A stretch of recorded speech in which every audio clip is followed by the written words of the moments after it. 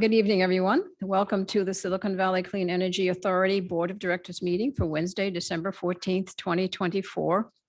At this time, in accordance with the California Government Code, Section 54953E, in consideration of the coronavirus, members of the Silicon Valley Clean Energy Board of Directors and staff have the option to participate in this meeting via teleconference.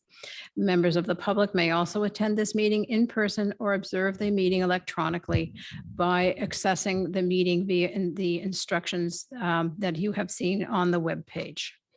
Public comments may be sent in advance.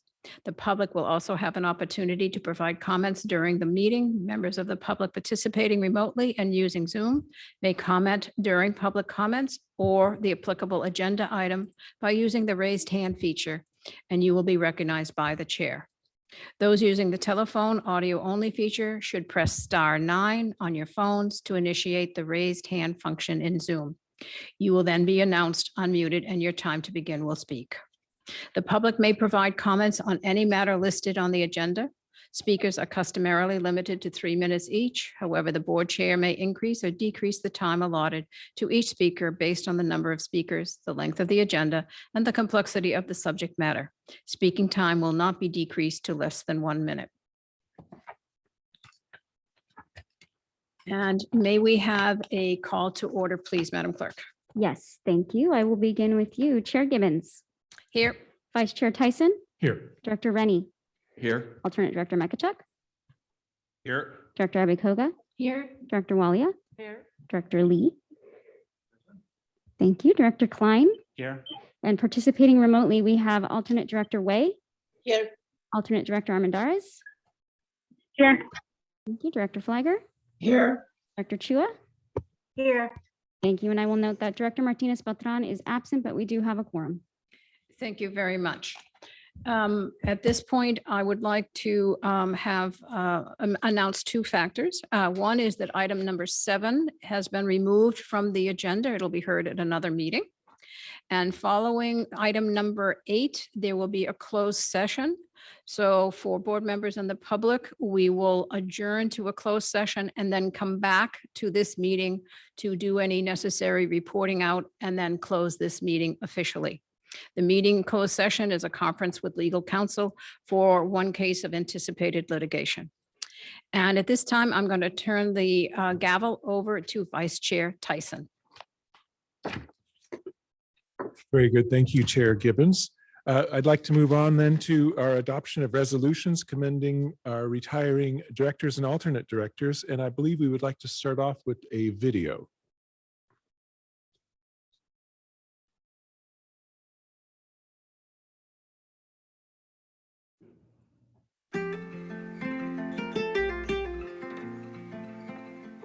"2022 was an amazing year for Silicon Valley Clean Energy. Under the leadership and guidance of our board of directors, we were able to achieve so much in our 5th year of operation. We would like to take this opportunity to honor and thank the SVCE board of directors, specifically those that will not be returning in 2023.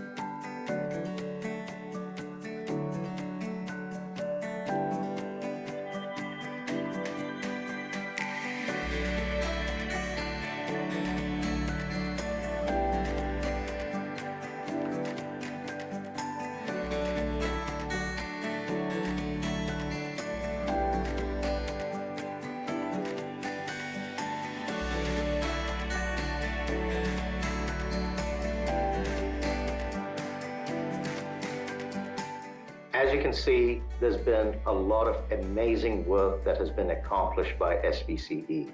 Thank you so much for all the service, hard work, and dedication that you put in to guide us to these successes. We wish you all the best in your future endeavors and hope you will keep in touch with us as SVCE goes on to future success.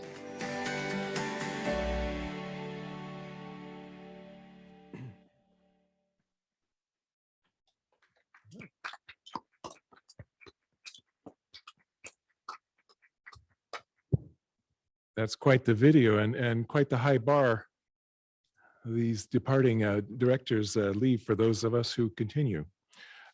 With that, I would like to move directly to address those departing directors. We have alternate directors Gustav Larson and Mariko Sayok.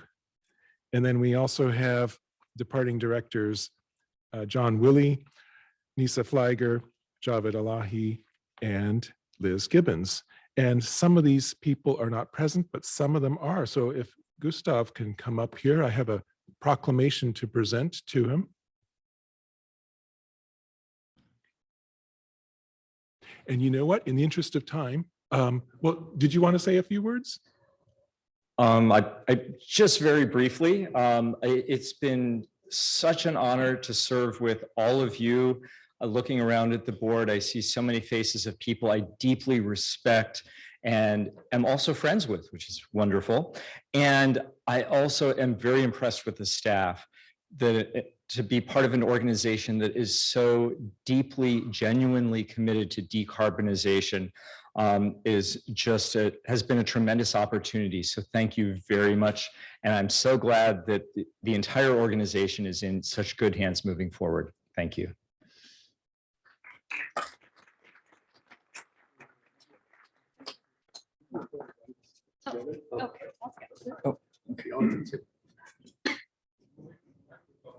Next up is Javed. Our very own Javed Alahi. Go ahead if you have a few words. Thank you so much. It's really been a privilege and honor to serve on this body. I mean, people say about public agencies that they waste time and they don't accomplish anything. Totally wrong. This agency ran like a new IPO and it has done a great job, great directors and great staff. And thank you so much. And also, one thing Girish had said earlier that Montessorino has punched above its weights. It's my privilege to have Brian Mekachek represent Montessorino. He's already been an alternate for the last 2 years, and I think he and Burton Craig, who was one of the founders of this organization. So Montessorino is happy to contribute its best now to continue serving this agency. Thank you.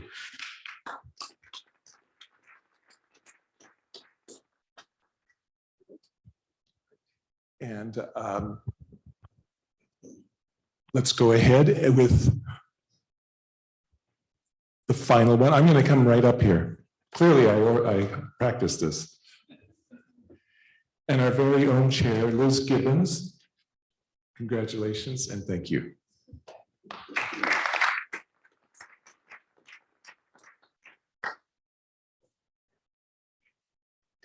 Thank you all very much. And those of you who know me know I'm very rarely at a loss for words, but tonight is one of those rarities. I have said earlier that this group, as you've heard, is a standout in terms of public service. And it has been my honor to be able to work with such an incredible board, past, present, and the staff, same past and present, because of the innovation and openness, the transparency, the incredible amount of knowledge and the hard work that you staff do to help us as your board members become informed, know what the business of energy procurement and serving our customers is all about, so that we can make the best decisions possible for climate, the future. And I said earlier, and I do mean this, I feel like I've earned a PhD from everything that you've been there to teach us. And the sharing and the transparency and the innovation, the willingness to go outside the box and look for new ways to service our customers, save our customers money, educate our customers, have programs that really recognize and meet the diversity of our customers, from Google down to our low-income families living in housing complexes. So I can't possibly cover all of the incredible sense of pride and honor I have. And as an architect, the REACH codes meant a great deal to me, and that was because of this group. And I want to thank each and every individual staff. I know I'm going to miss some people, so I will at least say to CEO Balachandran, to CFO Amrit Singh, and to COO Monica, where is Monica Padilla? There you are. And everyone else, and there are members here who've been here from the beginning with me. I know Dawn and Pamela have been here from the beginning. And Angela, well, you know, Angela, the world wouldn't turn without Angela. So I think, I said Angela, see, I'm nervous. Andrea, thank you all on behalf of the board and all of our future members. I know that you will take very, very good care of them, even if I'm not here and George is there to provide some guidance.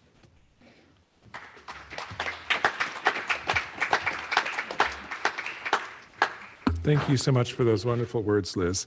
We also have with us, although I cannot hand her a resolution in person, but Nisa Fliger is with us on the screen. And Nisa, if you have anything you'd like to say, this would be a good opportunity. Thank you, Vice Chair Tyson, and I'll try to be brief. I'm also losing my voice, but thank you so much. As so many have already said, it's been an honor to serve on the Silicon Valley Clean Energy Board. Thanks to former Director Bruins, former Los Altos City Council member, for recruiting me to serve on this board. I still remember my first year as a director, primarily because of all the reading I did and thought I needed to do, because it would take a couple of reads for me to really grasp how everything worked. Because of course you come in thinking, you know, you believe in climate change and we all have a role to play in combating climate change, but SVCE does so much more and is so much more than that. And it's also a little technical, just a little. I do miss those cheat sheets that we would have on the dais when we met in person. They were super helpful. But I loved every single moment of it because I love learning, and it was another opportunity to learn and grow in a new area. I also believe in the mission of Silicon Valley Clean Energy, and more importantly, how we carry out that mission of aiming to bring clean energy to all in our service area through programs, funding, initiatives, and education. The most special part of serving on the board, of course, is the people, both board members and staff. You're all so incredibly talented and smart. You know, I have no idea how Giresh does it every time, but he's always able to recruit top talent. Always impressed with the resumes that come before us. Special thanks and recognition, and we just heard it from Chair Gibbons, for Andrea, who's the best at what she does, and she does it with a smile. And of course, Girish, I don't know why I'm butchering your name tonight, or top-notch CEO, his ability to simplify the complex, translate our questions, empower his staff, quickly pivot and produce what the board has asked for, and keep SVCE as one of the leaders in the industry is all truly remarkable. Thank you, board members, for your friendship and support. Although I will not be on the board anymore, I will still be around and passionate about your mission and continue to be a big supporter. I wish you all the best over the next 5 years. I am leaving you in very good hands with our Mayor, Sally Meadows, but I'll be watching and cheering you on. And thank you so much. It's been great. Thank you.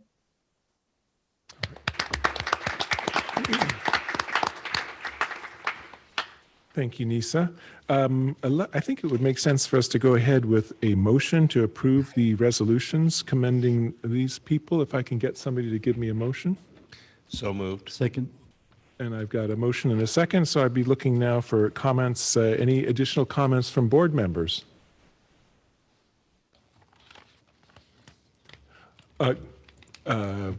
Member Walia, please.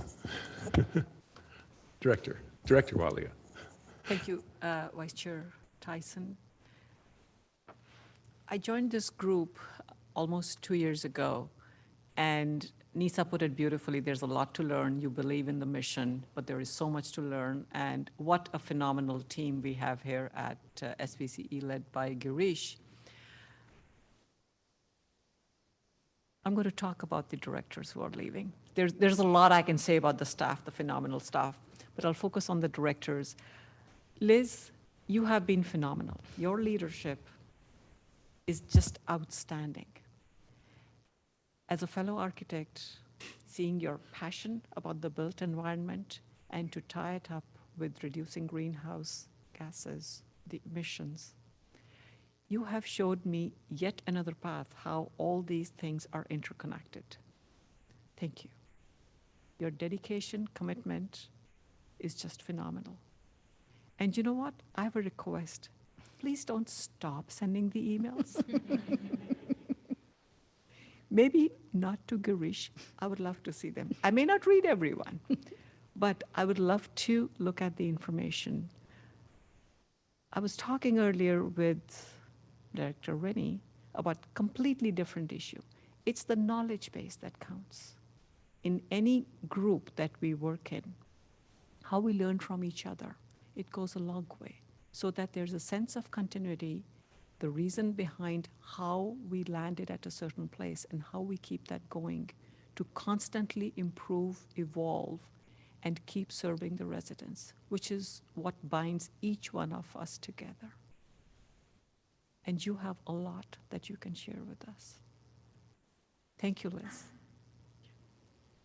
And Director Elahi, there's a lot I have learned with you, from you. Director Larson, I met you on Zoom almost 2 years ago, and there was an affinity, the way you explained things, it helped me. You spoke a language that I could follow very easily, especially as far as SVCE is concerned, because this was very technical. Nisa, you're not going anywhere, so I will talk with you personally a lot. Really, this is a phenomenal group, and each director brings a lot to this group. And I will touch upon another aspect I was sharing with somebody yesterday. In our own cities, we are looking at issues, 5 of us are looking at issues, especially from our constituents' perspective. But a group like this, a startup-run group, Girish, phenomenal work. I have learned the perspective from different cities in the Bay Area. It's like a large family that we are working together. That has helped me not just serve SVCE, it has helped me serve my residents in Saratoga much better, because I learned from each one of you at every single meeting. Thank you. Thank you, Director Walia. Do we have Director Abikoga? Thank you, Vice Chair. I just wanted to also offer my thanks to our departing board members. It's been a real honor to serve with all of you. I came, I guess, the second year, so I was under the mentorship of Liz and the founding group, and it's been a great ride. it's just really amazing. I think Javed, called it an IPO startup, and most people know government as slow moving, but this has been a fast ride and a good one. Sometimes the roller coaster, but I really appreciate all of you, Gustav. You've been a great friend. All of you have been so good, and Javed, we'll definitely miss you. But I just want to say, and Nisa too. I know you'll be around, but just want to say thank you to all of you. It's really great that we have this common vision, and that we're able to, share that despite our different and diverse communities that we represent. And I think this organization really shows what we can do when we work together and collaborate. And thanks to all of you for your dedication for so many years. And please continue to, stay in touch, advise us, root for us, and we will do the same with all of you. So thank you again. All right.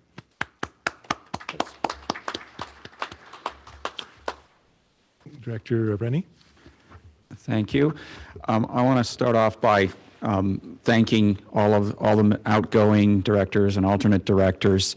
As all of you know, we get assignments as council members, and some of those assignments you're like, okay, I'm going to show up and maybe not be too passionate and maybe not read very thoroughly and so forth. But I know that everybody that comes to this organization came here because they were passionate about it. Some people talk about getting recruited, but they were recruited because they were some of the best on their council.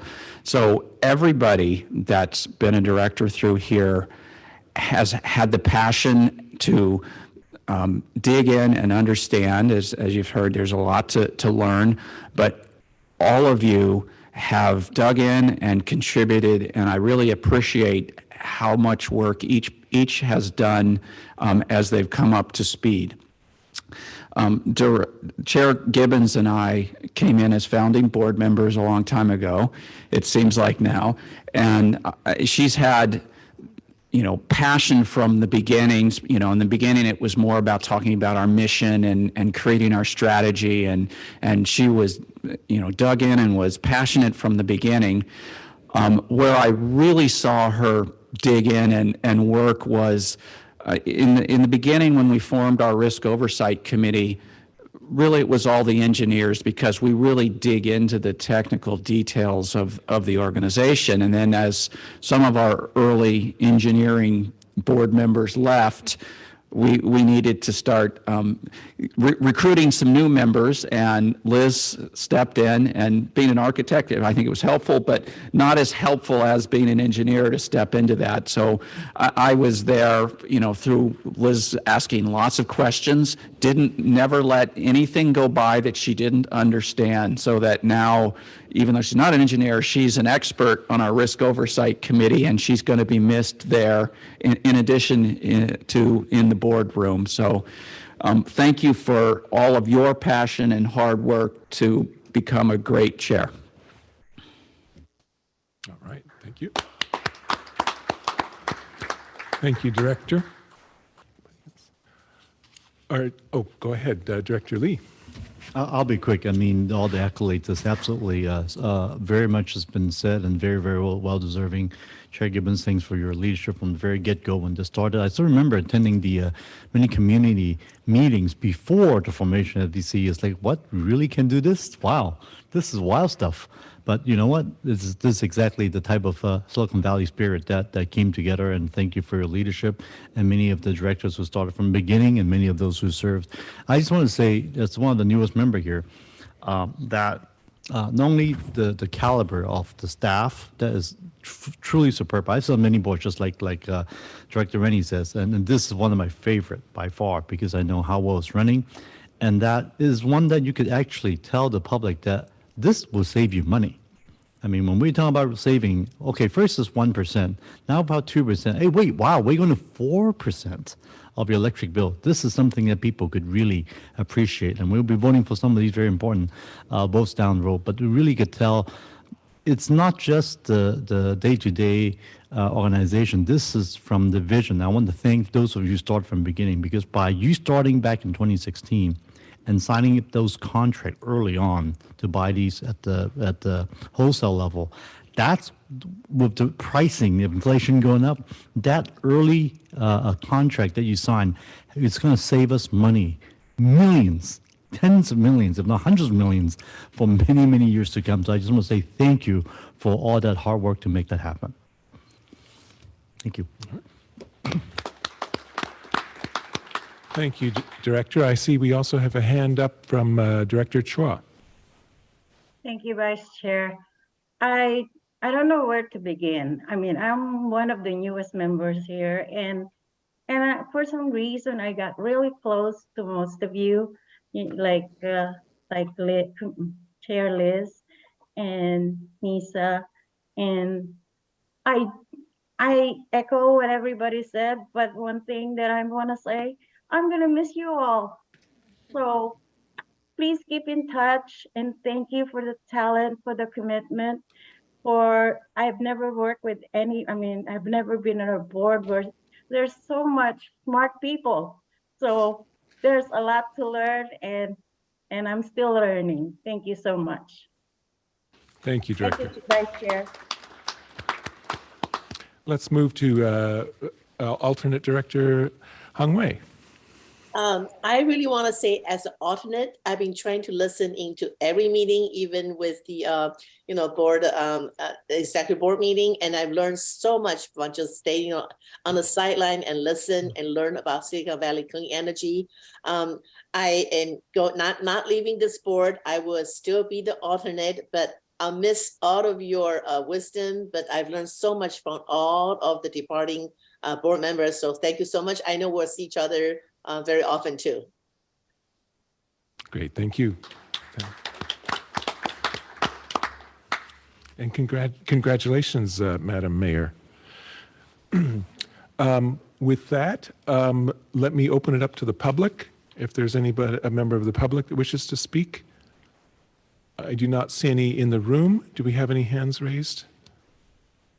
We do not. And so with that, we have a motion and a second. And so I'd like to go ahead with the roll call vote.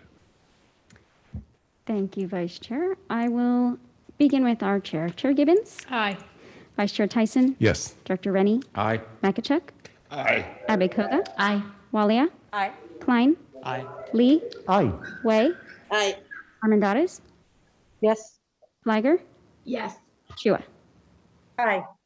Thank you. That motion carries with Director Martinez Beltran absent. Very good. The motion carries. And then I believe now would be the best time to go ahead and get that photo of the recipients following their adoption. And would that be right here, you think? Our photographic expert will direct you. So.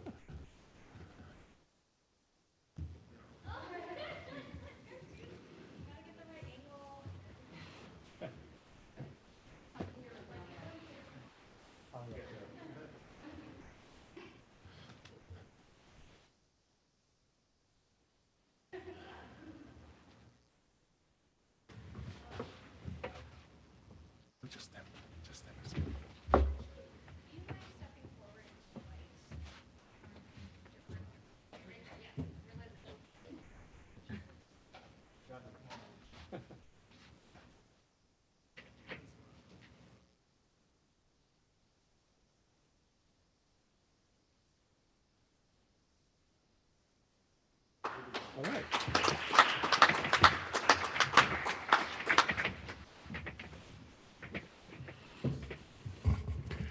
Thank you very much. Those are some very inspiring presentations. And as I said earlier, I think we have big shoes to fill. And with that, I will now let the reins of power transfer back to Chair Gibbons.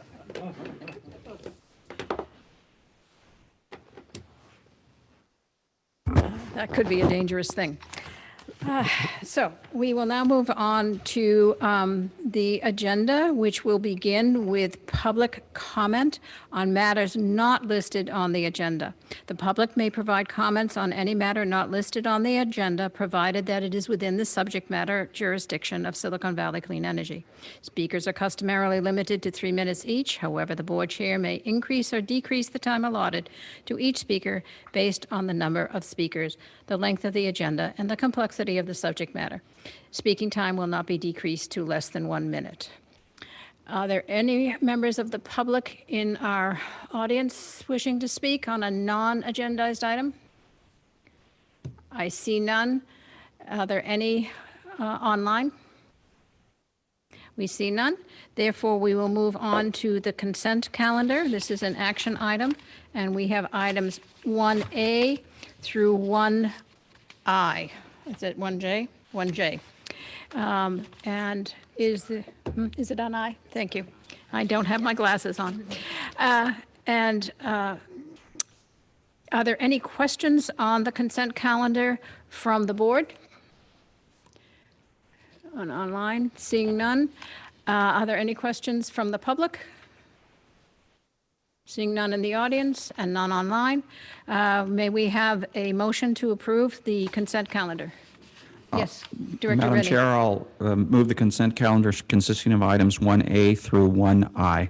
A second, Abikoga. Okay, we have a motion by Director Rennie, seconded by Director Abikoga. May we have a roll call, please?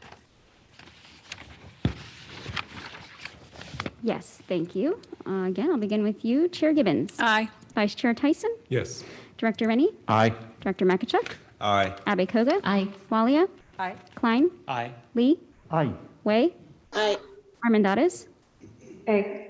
Fliger, Yes. Chua. Aye. Thank you. That motion carries with Director Martinez-Patron absent. Thank you. We'll now go to the regular calendar. We have item number 2, which is the CEO report. Director Balachandran.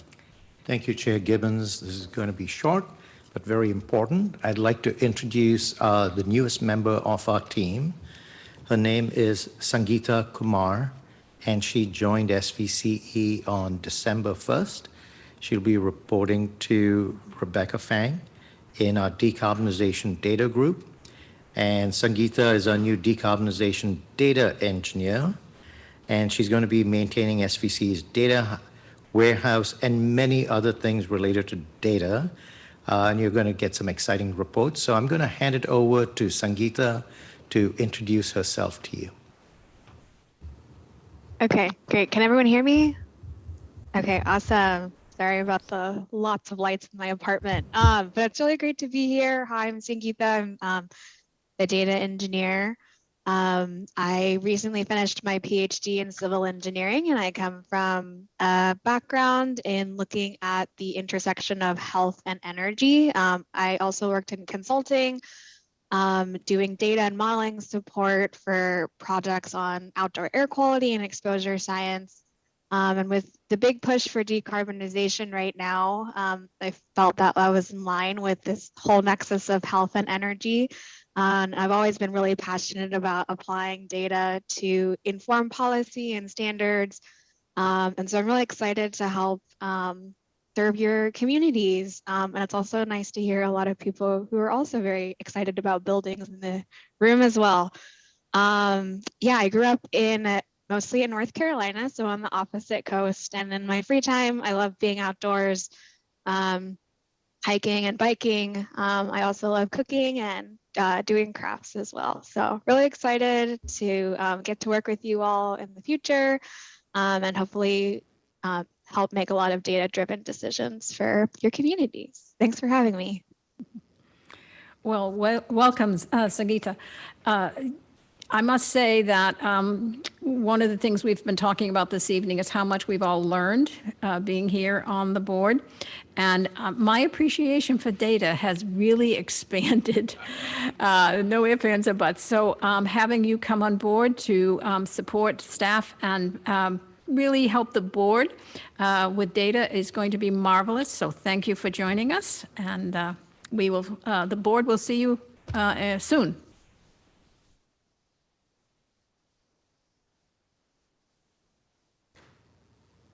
Chair Gibbons, that's the end of my report. Okay, thank you. Brief but succinct, as you said. We now go to a regular calendar item number 3, approve the 2023 legislative policy platform and identify focus areas for the 2023 legislative ad hoc committee. This is an action item, and the presentation will be by Benna Chang, Senior Government Affairs Manager. Good evening, Board. Thank you so much. Again, Benna Chang, Senior Government Affairs Manager for SVCE, here to talk about the 2023 policy platform and the Legislative Ad Hoc Committee. So tonight, we're really requesting the Board's support of the 2023 policy platform and its authorization of the creation of the Ad Hoc Committee. Before we dive into the policy platform, I thought it'd just be helpful to step a minute back and talk about our last legislative session. It was really a historic session with a lot of funding, both at the state and federal levels. But we think there's significant policy challenges that still remain for the next year. So as you all know, in 2022, the federal government passed the Inflation Reduction Act, which is really historic, once in a career kind of funding from the federal level on climate change and clean energy issues.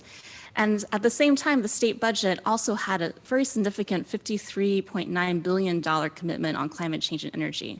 So very, very exciting. At the state level, a lot of the focus was around reliability issues. The governor created a strategic reliability reserve through the state budget to really address some of the challenges the grid has during the summer heat wave peaks. And then also the legislature and the governor decided to extend the Diablo Canyon nuclear power plant. And again, both of these things just speak to the state's focus on reliability as we go through this clean energy transition. As we look to 2023, we think that the state will continue its really ambitious clean energy goals, again, with a focus on how to deliver and implement those goals, as well as keeping the lights on that reliability challenge. So we anticipate there'll be a lot more conversations and discussions about interconnection, transmission challenges, as well as that reliability issue. On the state budget side, unfortunately, the state's legislative analyst's office is projecting a roughly $25 billion shortfall. So this is a pretty big swing from the big revenue projections that the state had beforehand. So we anticipate that the state will be looking at some creative funding options to either delay some of the commitments that they have made in the past or use federal money to supplement some of the state commitments as well. But we are not anticipating a very rosy picture at the state budget side. At the same time, this is a huge first-year legislator class that's coming in, one of the most diverse in the state's history. About a third of the legislators will be new, so there's a really big learning curve for the state's legislators as well, especially on energy issues. So there's a lot of work for organizations like SVCE to do. We are also looking at a potential new speaker, Robert Rivas, which is one of our delegation members, is in line to become the Speaker of the Assembly. And then we'll be seeing new committee chairs and committee memberships as well. At the federal level, as you know, the Republicans have taken over the House, so we do expect to see some changes there, especially with an increased oversight of some of the federal agencies that may or may not delay some of the implementation of these really historic funding packages. So that as context, I wanted to shift to our 2023 draft legislative policy platform. So the policy platform is really a principles and policy document that guides the legislative positions of SVCE throughout the year. This year, we did a relaunch process where we conducted a lot of internal and external stakeholder conversations, including with many of our delegation members, to figure out what people's priorities were and what issues we could forecast that were coming up for this next year. So you'll see in your board packet the policy platform that we are proposing for this year. A lot of it was formatting changes. So we put in higher level descriptions of the policies, and we added new sections about policy examples to give you a better sense of what exactly we were talking about when we are mentioning these high level principles. And then we also had a really great session with the ad hoc committee of the board, where there was a lot of good conversation and feedback about some of the challenges you're seeing in your communities. And so we have added and enhanced sections around interconnection delays, distribution equipment failures, and workforce training as examples. So to dive into a little bit more detail on the policy platform, here are the top 3 issues that we see really being the focus at the state and at the federal level for next year. That includes a clean, reliable grid. So again, this is the legislature's sort of focus on having a reliable electric system, including the smart build out of the distribution grid, addressing interconnection barriers and the equipment failures that we have unfortunately seen in our service territory. Secondly, we have a policy platform item around climate change mitigation and fuel switching. So this is really the work that we see to advance our decarbonization mission at SVCE. So what can the state and the federal government do to really accelerate that work and remove any of the barriers that we're seeing locally around decarbonization? And included here is the clean energy workforce development efforts. We know that that is really important, that there are people to deliver all of this work. And so we've added that into the policy platform as well. And then finally, we have what we call the competitive equity do no harm section, which is really kind of similar to what you and your member agencies call local control. So this is really making sure that SVCE can continue to follow the CCA model of local government governance, and then having some flexibility so that we have local authority and discretion to figure out how we're going to meet statewide and federal goals. There are additional policy areas in the platform as well around health impact and safety, equity, and affordability and rates, where a lot of these are interconnected with some of the top 3 goals that or policy platform items that I just mentioned before. So with that, I want to transition to the creation of the 2023 Legislative Ad Hoc Committee. So tonight we're asking for the board's approval to establish this Legislative Ad Hoc Committee. And really the purpose of this is to help increase the engagement between the board and staff on legislative issues as a forum for us to talk about the things that are happening in Sacramento and DC and to get input and feedback that will help guide our positions and our strategies. So with that, again, we're asking for 2 actions tonight to approve the 2023 policy platform and create the Legislative Ad Hoc Committee. Happy to take any questions. Thank you, Benna. Are there any questions from the board here in the chamber or online? I see no hands raised. Are there any questions from the public here? I see none. Any questions from the public online?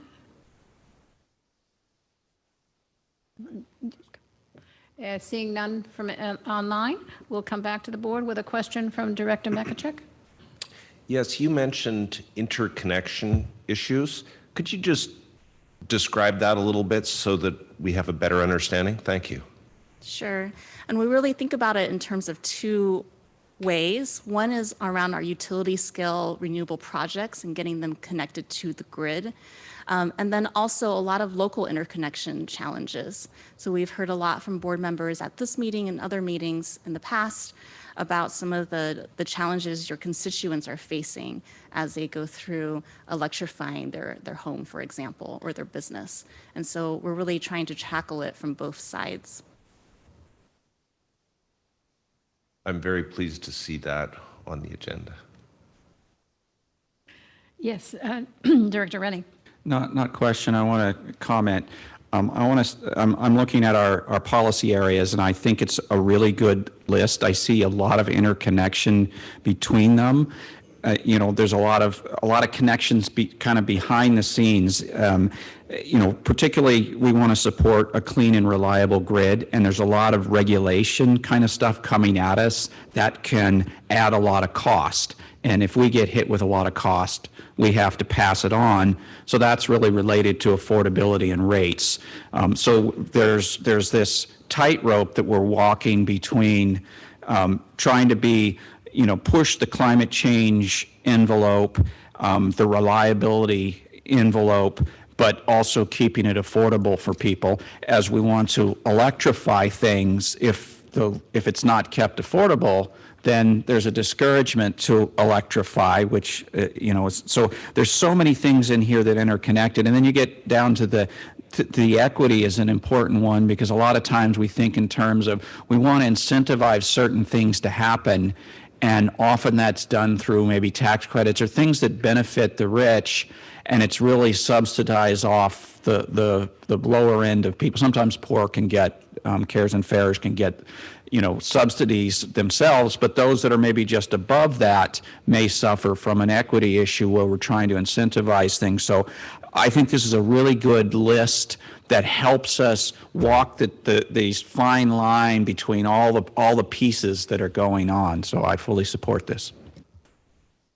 Thank you. We are at discussion. Any more discussion from the board here in the room? Yes, Director Flygore.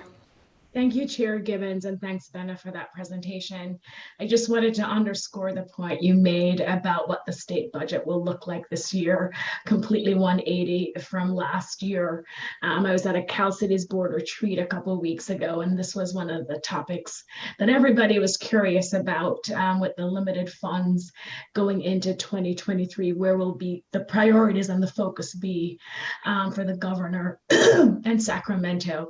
And so I just want to support the committee and your point, Benna, about ensuring that, if for whatever reason the funding isn't there to support all the initiatives that have been proposed, that somehow there are ways for them to delay some of the requirements that will be placed on local governments. So I just thought that was a very important point. It's something I know many jurisdictions are concerned about. So thank you. Thank you, Director Flygore. Also, I would like to say, very nice presentation. Succinct and well organized. We can now understand what the importance of a legislative policy platform is, and how this board, and through its own actions and through consolidated actions with other Cal CCA organizations, can make a difference. And we've established a great relationship with our existing and new legislative people, and I'm very pleased with that. I think some of the comments that have been made, I think it's interesting that we've used interconnectability in two different ways. We've used interconnectability in terms of how all the program elements feed into each other, and interconnectability specifically related to the physical connection of the grid new services to our residents, and the stumbling blocks that are happening there. So I'm very pleased with the list, and I thank the board, ad hoc committee, and staff for putting, I think, a very solid platform together. With that, we would have a roll call vote. May I have a motion? So moved. Second. We have a motion by Director Rennie and a second by Director Lee. May we have a roll call, please? Yes, thank you. Chair Gibbons. Aye. Vice Chair Tyson. Yes. Rennie. Aye. Magachek. Aye. Abe-Koga. Aye. Walia. Aye. Klein. Aye. Lee. Aye. Way. Aye. Armendariz. Aye. Flygore. Yes. Chua. Aye. Thank you. That motion carries with Director Martinez-Beltran absent. Thank you very much. We will now go to item number 5, which is an update of the hybrid meeting requirements. Oops, did I skip one? I skipped one. Number 4. I want this meeting to be over. I know.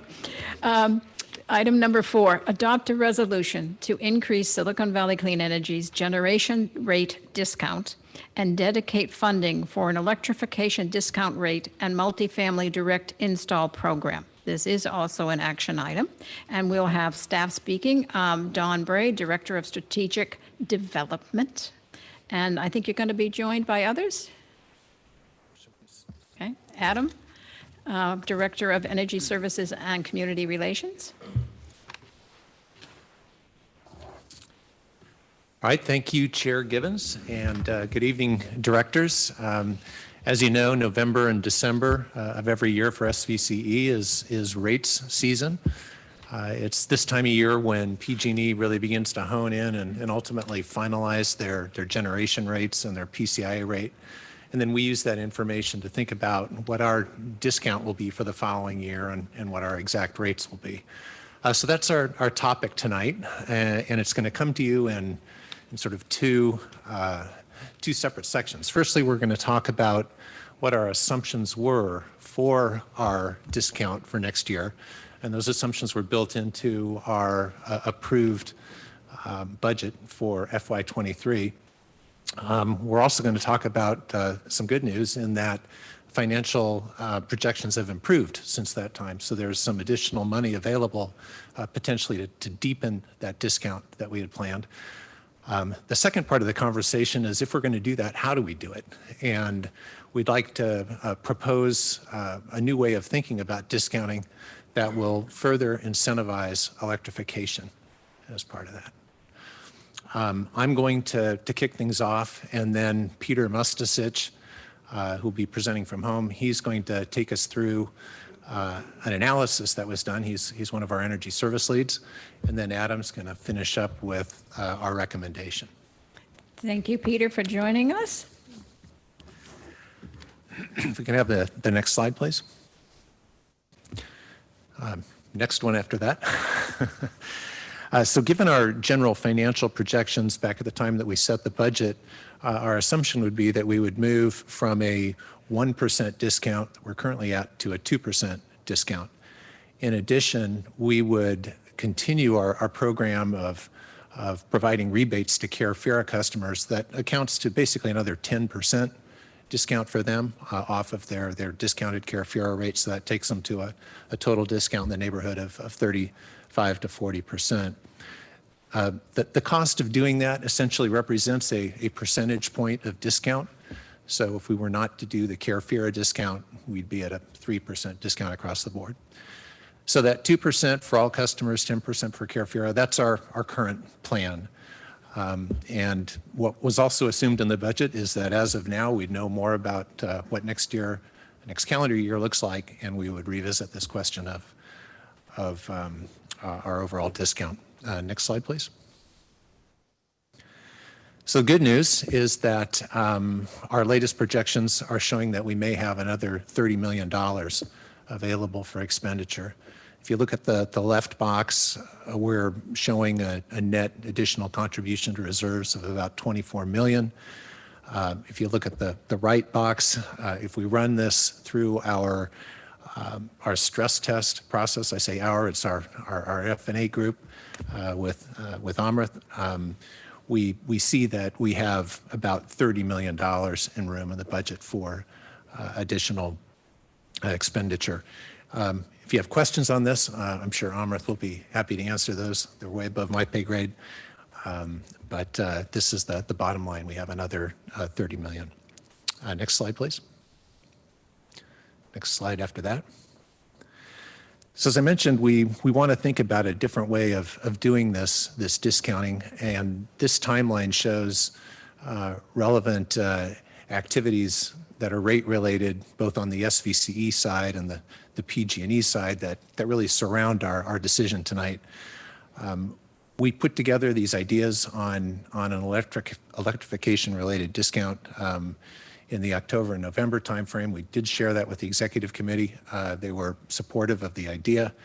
As of December 1st, PG&E is releasing a new, what they call electric home rate. And you're going to hear about that again later tonight.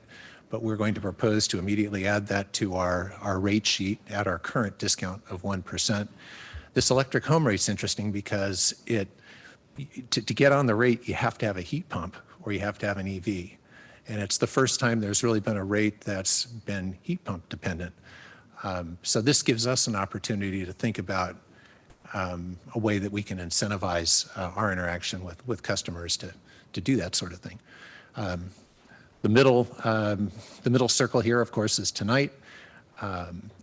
If we look out another few weeks, we will get the final rates from PG&E as of the end of the month, and then by January, mid-January, we've applied the discount that we decide on tonight. That goes into the billing system, and we're off to the races with our new discount for next year. Next slide, please. Next slide after that. So the fundamental decision here tonight is, should SVC consider a modified discounting approach that further promotes electrification? This is a strategic focus area for us. It's actually a couple of strategic focuses for us in 2023. Doubling down on our electrification value proposition and leveraging SVC's balance sheet to provide financing solutions for customers. So how can we best deploy this $30 million? If we did the same thing we did in the past and we wanted to apply this in the form of a discount, we would just deepen our discount across the board to all customers. Or alternatively, we could take a hybrid approach this year and do some of that. So maybe deepen our overall discount somewhat, but we can also think about some very targeted additional discounting beyond that or other programmatic efforts to really further incentivize electrification. So that's the tee up. I'm going to turn it over to Peter now, who will take you through the analysis and the options that we're thinking about. Great. Thanks, Don. Good evening to all the members of the board and my colleagues out there. I wish I could have joined you in person, but wasn't in the cards for tonight, but I'm still happy to be talking with you here. Next slide, please. So yeah, we'll pause here for a minute and just, so we've talked a lot about reach codes, and reach codes have been a really great, successful effort that we've continued in collaboration with our jurisdictions. But the focus has really been on new construction for reach codes. And as we start to think about policy to support reach codes for existing buildings, and we've been talking a lot around what are potential obstacles, and one that keeps coming up for existing homes is potential bill impact. And so partly to, as Don said, to further the reach of our electrification measures, and also partly as a policy backstop to support existing building electrification, we've really been digging into what are potential bill impacts of electrification to existing homes who don't have solar to kind of lock in lower electric rates. Next slide, please. And what we've seen from research is that in many cases, electrifying major appliances, space and water heating, may result in modest increases in customers' monthly energy bills. Our customer programs have really focused on upfront electrification project costs to make electric retrofits competitive with gas replacements.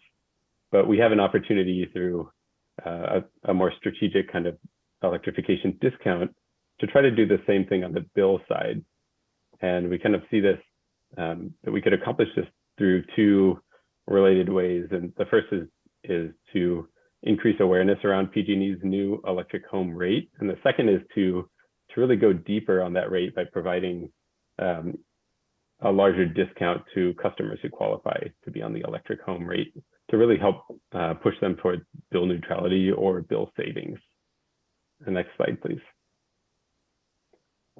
So we dug deeper and did a lot of internal analysis based on real customer aggregated data to try to wrap our arms around this. And what we found is that when we go from a mixed fuel home, as we see on the left bar, with electric cost in blue and a gas cost in orange, and this is a monthly combined utility bill that we're looking at here. When we go from that first bar on the left to the second bar, that represents electrifying that home while staying on the same TOUC rate, the most common residential rate. And our conservative modeling was showing a $40 a month bill increase, which is obviously very significant. However, when we keep moving to the third bar from the left, when we change that home to the new PG&E's new electric home rate, it really cuts down on that significantly. However, we still do remain somewhere around $5 or $6 a month above where we started. And so we have an opportunity to then, by doing a discount of around 10%, we can get into cost neutral or even cost savings territory through that strategic discount. And I do want to pause here and say that the what we say 10% here, we're talking about an average discount. I do want to say the new electric home rate is a time of use rate. And so it does have peak from 4 to 9, and it does have off peak and partial peak. And I want to highlight that it's fully our intention to be creative with the discount. So rather than just doing 10% across all TOU periods, we really want to dig into the potential to do less of a discount on peak rate and really go heavy on the off peak. And by doing that, we increase the differential between the peak and off peak, and it's really incentivizing the kind of beneficial electrification that we want to encourage. Next slide, please. So as part of this, we've been talking a lot about, would this discount apply to NEM customers? And ultimately, our recommendation is that NEM customers not be eligible for the electrification discount. And this is really mirroring PG&E's requirements, because as it currently stands, NEM customers aren't eligible for the new electric home rate. As Don mentioned, the qualifications for the new electric home rate are that you have to be a residential customer with at least a heat pump, space or water heater, an EV, or a battery charged by the grid. But NEM customers won't initially be eligible. PG&E plans to launch a phase 2 of the electric home rate sometime in the summer of next year, at which point they plan to extend the electric home rate to NEM customers. And so our intention is to revisit NEM eligibility at that time to really, once we can really understand what PG&E's accommodations have been for NEM customers. But I will say that we do at this time anticipate that the new electric home rate really won't incentivize adoption by NEM customers. A part of the new electric home rate is a fixed $15 a month charge. And we really feel that that is going to probably dissuade a lot of NEM customers from switching over to the new rate. The new rate is really designed to reduce winter heating costs. So that I think really electric space heating was in mind behind the design of the new rate. And I would just add one more point that, by not including NEM customers, as I mentioned, they already have locked in lower electricity costs. And so we really believe that this will promote adoption and participation in the discount by customers who are more average income, who are electrifying a piece at a time, but who don't necessarily have the deeper funding to do everything up front. A lot of times we see when money is less of an issue, that solar tends to be the first, if not one of the very first steps towards electrification.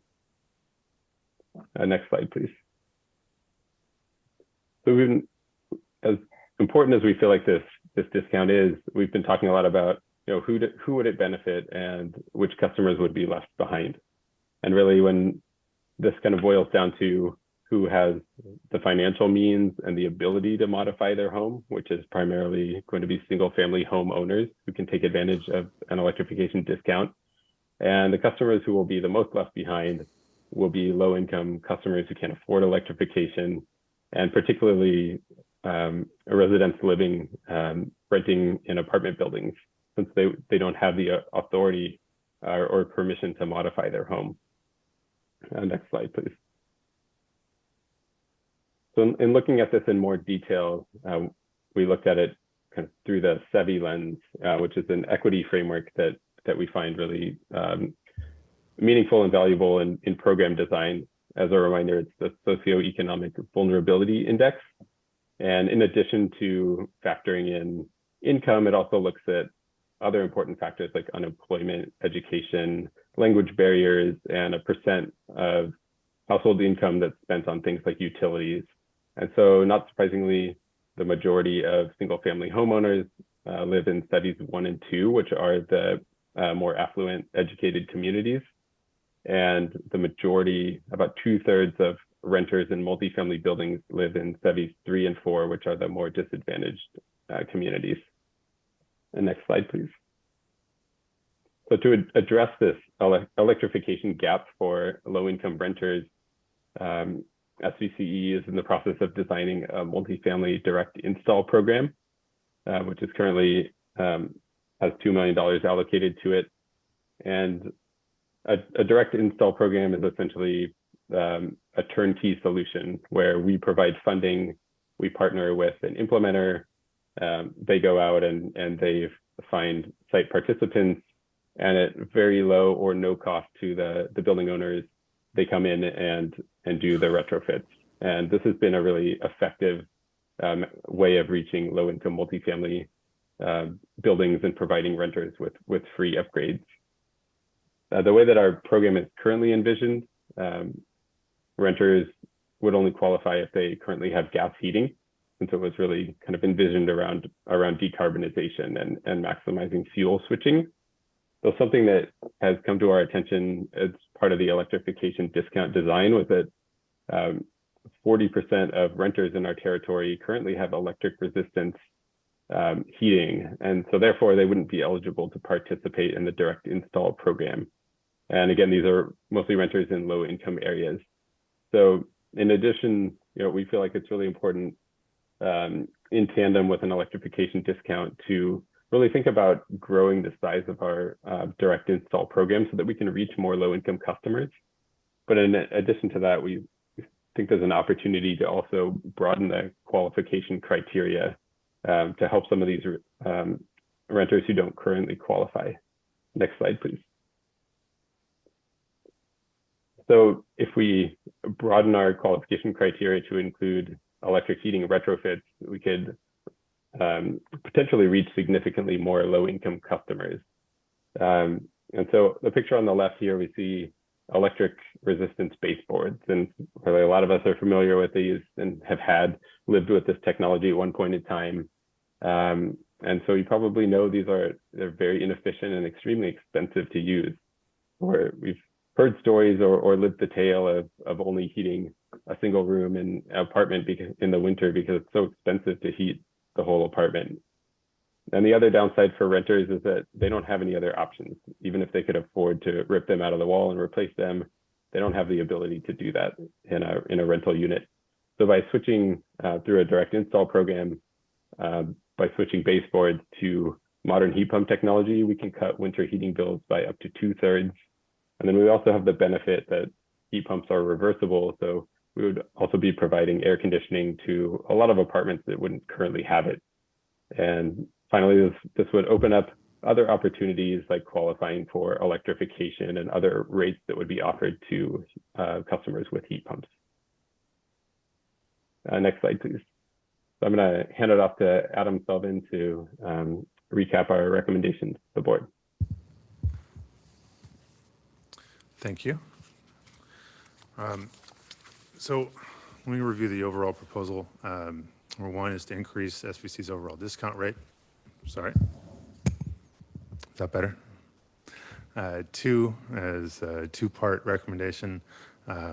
One, fund a new electrification discount, 10% discount from PG&E's new electric home rate, and set aside funds so that this can be available to customers for approximately 5 years, depending on kind of volumes we see.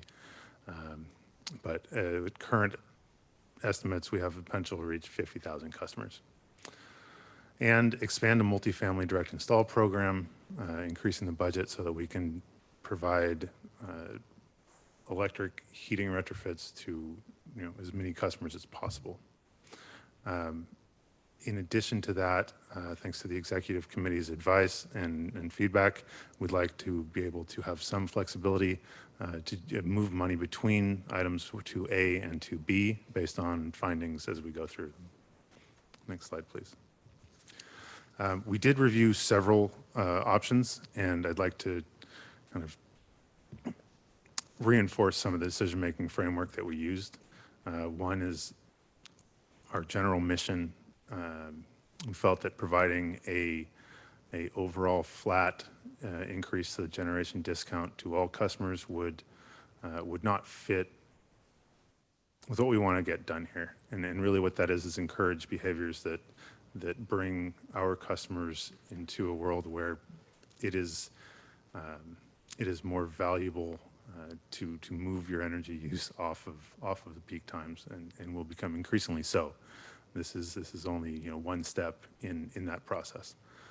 With that said, we went down and wanted to make sure that we're encouraging the right behaviors as far as equipment purchases. If there is cost parity between electric heat pump equipment and its gas counterparts, we're more likely to incent the market in that direction and push the supply-demand curve in the right place. We very much recognize that customers who are installing new heat pump air conditioners and water heaters and PV systems and electric vehicles are going to be of the more affluent of our service territory. And in order to provide these same opportunities to the rest of our customers, we decided to extend this multifamily direct install program, providing the same benefits of environmental comfort, indoor air quality, and clean energy to everyone in our service territory. Because of those metrics, we landed on alternative 3 here, which is providing a 4% discount to the overall SVCE customer base, setting aside $9.5 million to fund an electrification discount for 5 years. That is a slow ramp building up to a 32,000 customer participant group, and another $9.5 million to expand multifamily direct install programs. That's anticipated to reach roughly 2,000 customers. The total, of course, is $30 million. Next slide, please. Our recommendation to the board at this time is to, 1, authorize the CEO to implement SVCE generation rate changes effective January 1, 2023, to increase from 1% to 4% discount to PG&E's new generation rates, and authorize the CEO to allocate $19 million to fund an electrification discount and expansion of the low-income multifamily direct install program. Thank you.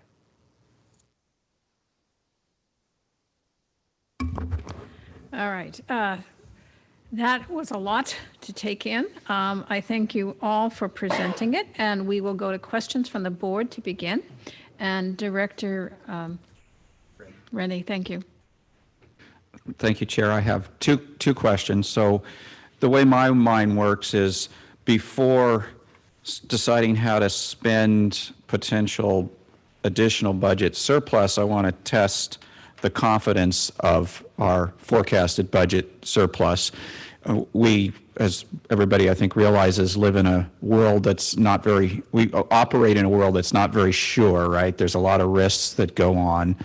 I want to ask whether in the new 139 million, whether we've considered some of the big number risks that come up in my mind is, every year now we have a heat wave where we don't know what day it's going to be on, and so we can't hedge for it. So we have to go out into the market when things are the most expensive and buy power to, take care of that increased load, and that could be tens of millions of dollars sometimes, which is significant in the numbers that we're talking about. So have we thought about that? And another place is in this same world of heat waves, there's more regulatory requirement to go out and buy resource adequacy kinds of things, and that market is tight, as we've seen. And there's penalties if you don't get it bought, and those numbers could become significant also. So those are two that are big. I see big numbers that can move the needle on what our budget surplus is. So when we decided 139 million, have we somehow accounted for these unexpected but most likely to occur, we don't know when, costs? I made the question long so people could understand where I was coming from a little bit, but the answer may be very simple.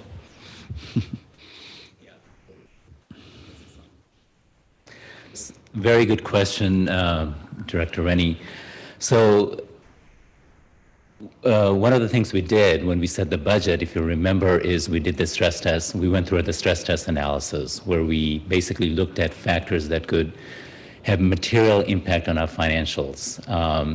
It so happens to be the big impact is actually a price decrease because, as you know, we forward hedge our energy purchases. So our prices are locked, but if our energy cost for the most part is locked, but if prices fall, then PG&E's generation rate can fall, which can affect us competitively, and PCIA, which is a big component of what affects our customers' bill, can go up significantly. So we model both the price increase and the price decrease, and the price decrease had the most consequential impact on us, along with some potential regulatory developments, such as the new POLA requirement that can require us to post a substantial amount of cash. So we basically refreshed that analysis, the stress test analysis, the methodology that we used with the board to target a reserve level. If you remember, we increased our reserve target based on that methodology. So we went through that methodology, updated it, and said, what would the new numbers look like?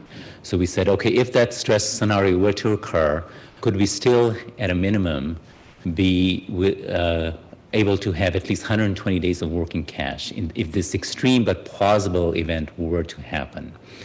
So based on that analysis, that's how we came up with a $30 million recommendation.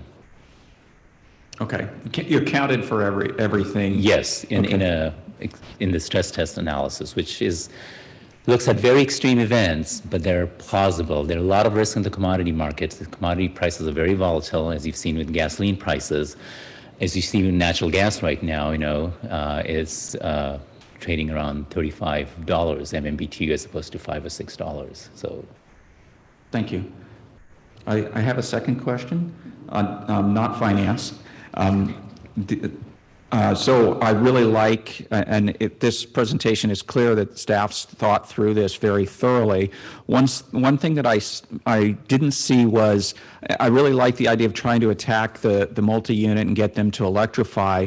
One of the challenges, and I wasn't clear whether you're just thinking about apartments where people don't own, but the owner of the whole building has control and trying to incentivize them to put these in. The other piece is condo owners that live in a multifamily unit, but now it sits in an HOA, which tend to be very conservative and not allow things. And the challenge with a heat pump is it's got to be outside the unit in order to pump heat from the outside to the inside. And a lot of HOAs, as I said, they're conservative. They don't want you just adding things on the outside somewhere on the ground or the wall or wherever. So have you thought through at all how we tackle the HOA resistance portion of the multi-unit? So we have not yet entered into kind of detailed program design. That would certainly be something we would consider. I think the market at this point is fairly wide open, and we know that between the tenant owner relationship, between the HOA situation, this is not going to be an easy nut to crack at all, but it's one we're willing to tackle.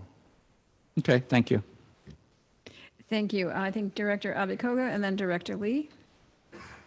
Thank you, Chair, and thank you for the presentation. I'm really excited about these concepts, and I just had some questions regarding the budgeted amount, and for 2A, the electrification discount, it mentions a reach of up to 50,000 customers. So is that a cap? I know that we're looking at a 5-year timeline for this.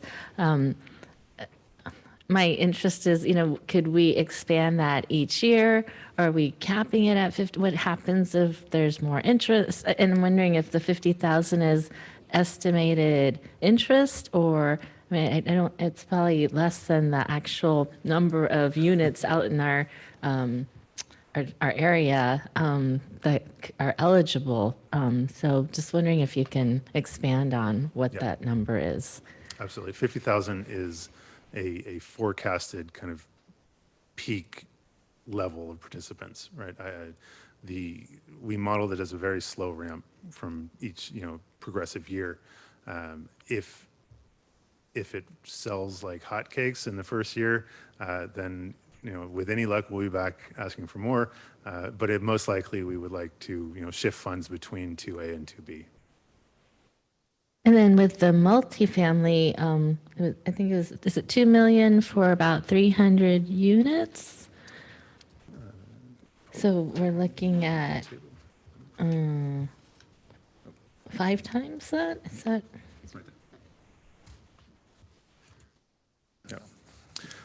So alternative 3 here has the multifamily at 9.5 million for 2,000 customers.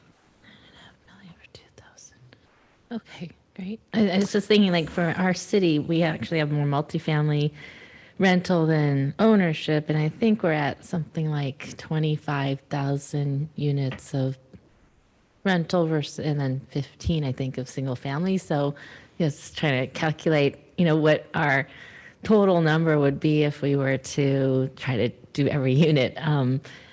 So yeah, it's like a reachable number, it seems like. It is. We think this is an achievable number.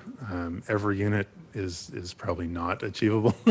But I think where we are in the development of this technology is really early adopters still. So if we can just push the ball a little bit down the road between the 2 categories of participating customers, we should advance the ball significantly.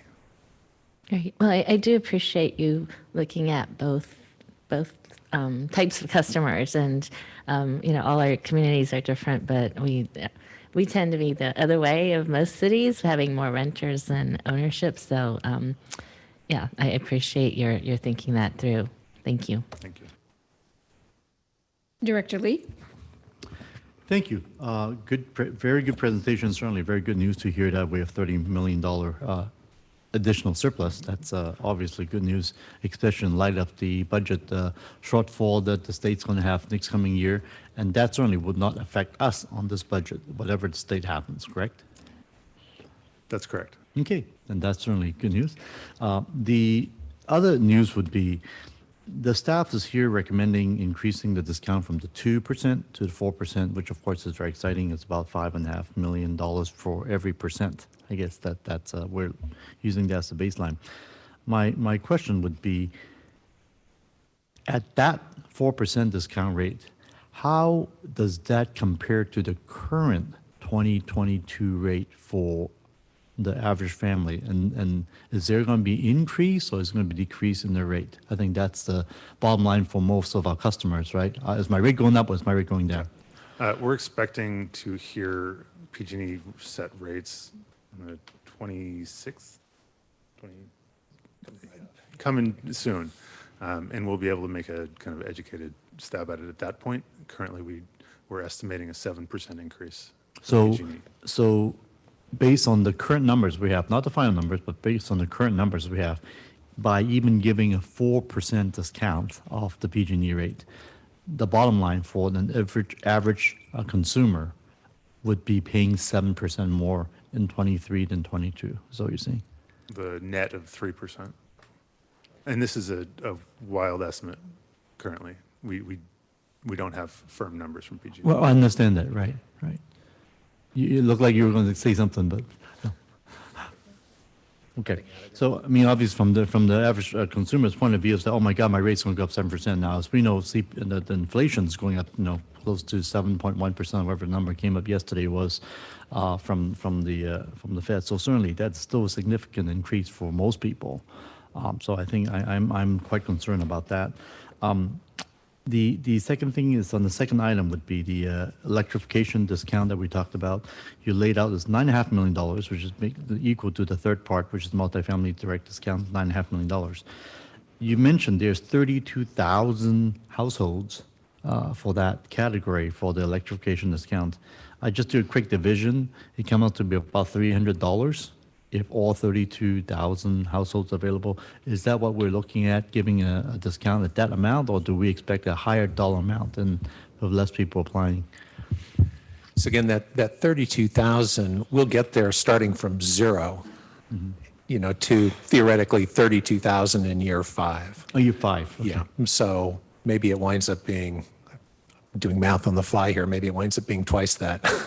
That savings for a customer who's participated all the way along, or less based on your amount of time under the discount. Do we have any cap on how much each customer will get, or it's just based on whatever? Now, this is a budgeted amount. Each year we will have the option to, we could increase the discount from 10%, we could decrease it, we could stop it altogether. Right. We are not going out into the market and saying, hey, we promise this discount for you and we're signing you up. And and it's important, we think, that we do that, because we're not sure what other new rates are going to come along over a few years. We may want to alter this strategy and put more wood behind some different arrows. But for right now, we think this is a really good way to get a message out into the market and really cut our teeth on an alternative way of discounting. Great, thank you. Now, the third question I have is regarding the third category, the multifamily direct install of $9.5 million again. And we are looking at approximately about 2,000 households. And I did a quick division there, about 4,750. Is that what we're expecting? That's a pretty significant amount, but obviously when you reinstall something, that's going to cost a lot of money to do it too. Do we plan on having a cap on that type of a program, or? So I'd say that's a conservative estimate. We will have to include marketing and administration and some other costs in there. But the intent is to really kind of push that forward. As fast as possible, obviously, right? And of course, the more money, the better. But at the end of the day, it's also, if you put too high of dollar amount, then this might exhaust too quickly. Yes. All right. And I think that's all the question I have, but great job on this one. Thank you. Thank you. Thank you. Before we go to Director Chua, if you still have a question, I wanted to clarify something. The 7% increase that you were asking, thank you for that question. Is that net of the 4% reduction, or is it the So the minute you get into this, it starts to get complicated. But what we're seeing is across the board, Gen and T&D, the average electric customer, residential customer, would see an increase on the order of 7%. And again, as much as everything's changing right now, that could move around a little bit, but that's what we're seeing. Our portion of that, in super round numbers, roughly half. So think about that 4% really translating maybe to a 2% reduction out of that 7% increase. It's how the math works, is basically what you're saying. Yeah. But our customers would not get the full brunt of the 7%. Correct. Okay. Yeah. Yeah. Okay. Thank you for that. I appreciate the clarification. I see, yes, Director Klein? Sure. And, definitely it was kind of going back to that rate increase from PG&E and how we respond to it. And I think this 4% is something that we should be heralding. And I think we talked about it last year, how we roll this out, because it is that balance, as Director Lee was saying, of okay, we're trying to meet, we're lessening the impact on those customers as far as that's concerned. But the rates are increasing. And so, I do think it's important from a messaging standpoint, and I know that we will finalize this sometime 3 weeks after, but I do think that that's really important. And we talked last year about messaging, or beginning of this year. What's the plan as far as messaging, assuming that this is approved tonight? Sorry, I've got the obstacle here. Director Klein. So currently, we're planning a press release to kind of explain what we know when we know it. So expect in the new year a press release that explains what's happening with rates, not only in percentages but in real numbers, along with the reasoning behind it, and should you approve our recommendation tonight, those additional details as well. Okay. And then as far as the low-income multifamily direct install program, what is that? What are those funds covering? So is it the actual install? Is it the permitting? you know, because it depends on, and at a certain point, if you can get a full HOA to convert a building, there's a lot more bang for the buck conceivably from a permitting standpoint, but it depends on how those funds are allocated and distributed. What's the plan? So there's some uncertainty there, and that's why it's such a conservative number at this time. Okay. We do plan to kind of get deeper in the details and, you know, come up with partnerships. I'd like to include our trade allies as well.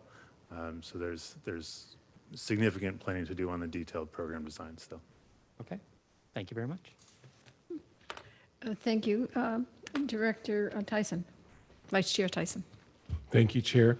I just wanted to pick up on some of this discussion about messaging and public reaction, because my understanding is that the recent cold weather and extremely high natural gas prices, that's going to be the story that's going to hit the news in the next month or two. And so I think when we're thinking about messaging, how do we distance ourselves from that and speak of our good works on electricity?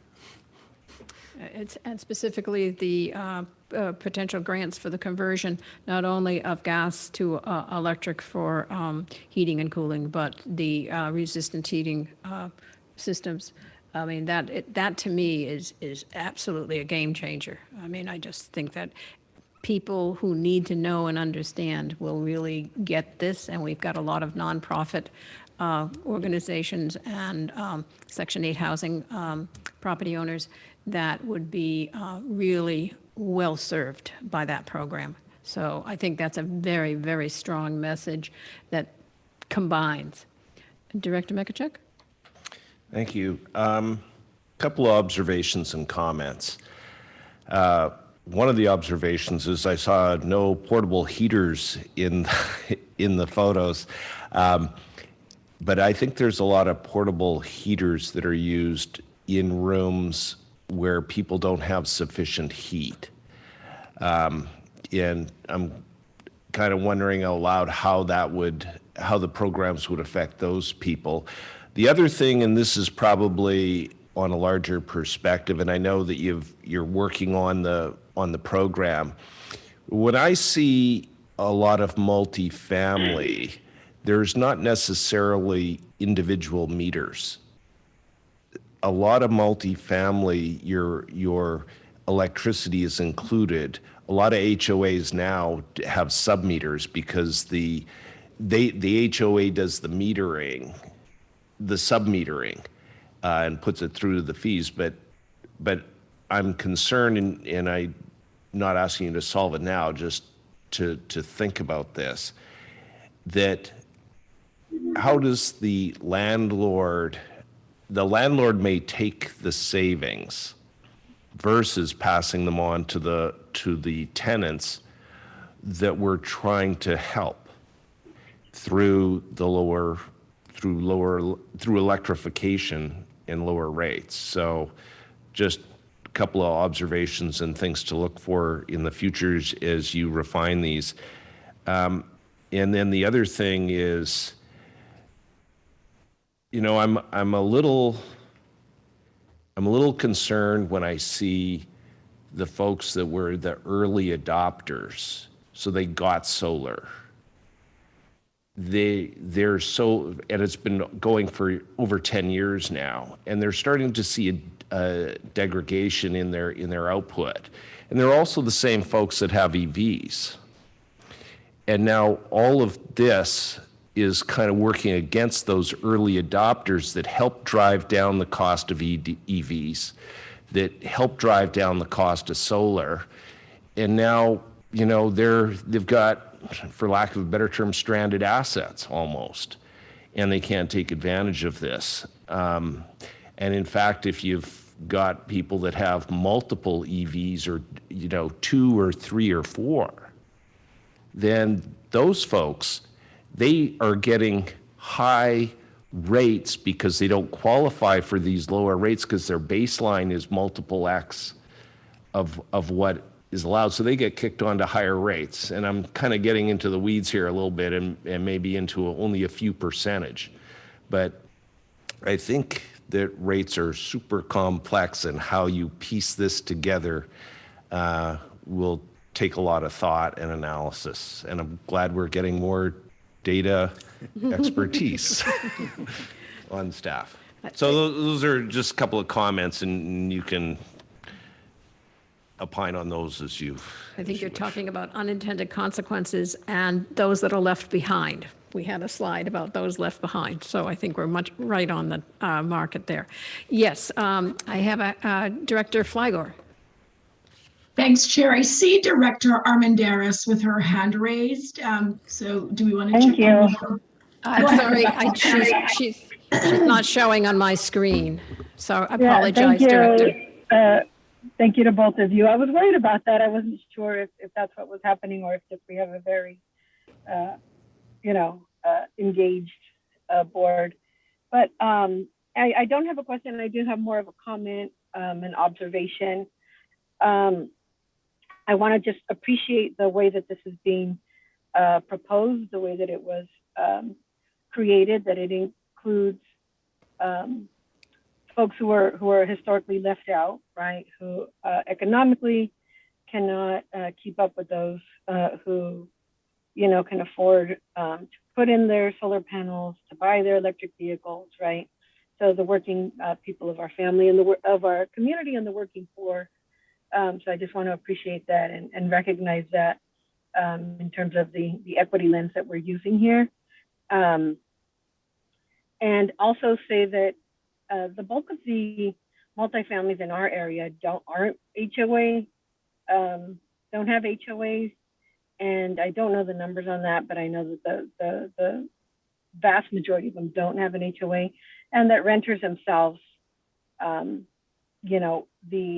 PG&E accounts or the, clean energy accounts that they have would be under their own name, not the landlord's name. It's kind of rare for it to be included in the rent in our area, at least. Because we just went through something similar where a number of landlords and apartment owners came and spoke to our council. And so I became more familiar with that. But again, I think this is a great way to propose things and make sure that those who are historically not forgotten and who are most impacted by climate change are taken into account, right, and allowed to have a little impact positively as well. Thank you. Thank you. Apologies, Director. I switched screens so I can see your hand better. Apologies. Director Flygore. Thank you, Chair. And my comment is a good segue from Rebecca's comments because, recognizing that every city is different and all our communities are different and the different residential buildings in our communities may vary as well. I would appreciate when staff is doing the deep dive into the program design to see whether or not, however the programs get developed, they factor in or different communities. And I do support having the emphasis be on, renters and lower income families and communities. But my bias, and I always let Girish know this as well, I do like the programs that earmark a certain amount of the limited funds we have for different cities, because there is a cap on each of these programs. And, some cities may be just slower and their communities may just be slower to getting around to taking advantage of these great programs. So as you design these programs, if it's possible to identify certain sums for each cities, I think sometimes that is more effective in having a broader application. So thank you. Thank you, Director Flygore. And we'll finish the questions and then go to the public for any questions or comments, and then come back to council, back to board. Yes, Director Abikoga. Thank you for a second bite. Regarding the multifamily direct install program, I was wondering, are we prioritizing like 100% affordable housing projects or doing special outreach to try to get those types of developments to do to take advantage of the program, since that really aligns with the SVCE, our equity priority, and the SEVIs, right? SEVI 3 and 4. So wondering, yeah, what we're doing. Not yet. I'd like to look at the data and make sure we're serving the right communities, right, the right product to the right person at the right time. Okay. Well, you know, the 100% affordables are usually the income, so 60% AMI and lower. So it seems like that would be an ideal group of category of.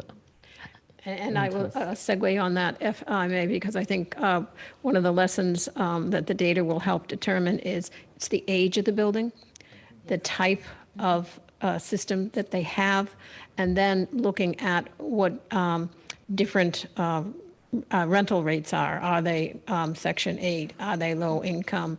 A lot of the 100% affordable buildings are more new and might have newer technology. So I think that's all part of the data. I know early on, there was some good data on the age of buildings, the type of construction, and I'm sure they're now going to be able to come up with the data on the types of systems that are in them. So I think what all our questions have had consistently is understanding the audience, the marketplace, the unintended consequences, and the opportunities.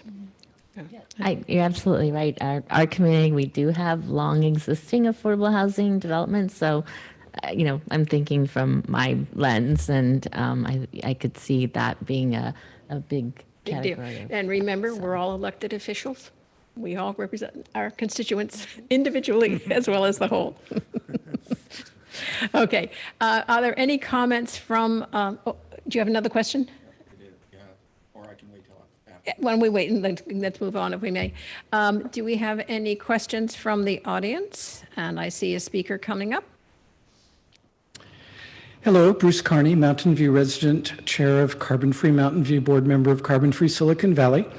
I'm going to ask the board to do something that is challenging, which is to not approve the staff recommendation. I would ask you to approve option 1, the 2% reduction, to leave more money for programs. When a customer looks at their PG&E bill, all 9 or 10 pages of it, it's filled with numbers, many of them going out to 5 decimal places. There's no way that someone can understand whether they're receiving a 2% or a 4% discount from PG&E's rate. It's simply the data is not on the bill.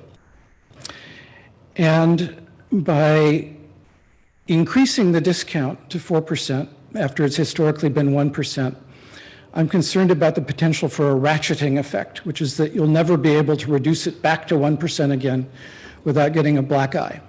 Many other CCAs have higher discounts than 1%, but I don't think they have the kind of high quality programs that SVCE has created, and I hope will continue to create, that will actually bend the carbon curve.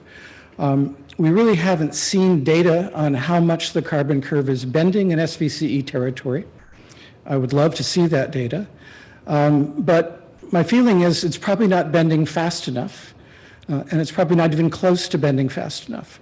So that is, what I think the mission of SVCE is at this point in its maturity, is to come up with California leading, nation leading, world leading programs for bending the carbon curve with a focus on decarbonization, not replacing one inefficient electric appliance with a more efficient electric appliance. That doesn't bend the carbon curve at all.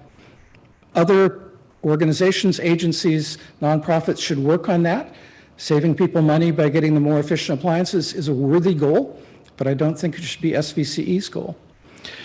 So, let's see, can I think of another argument to emphasize what I've already said? No, I won't. Let me just repeat the ask. I would like you to approve this new electrification rate. I would like you to approve option 1. And one question that wasn't answered that I hope one of you will ask staff is, was the 2 or 4% rate supposed to apply to commercial customers or just to residential customers?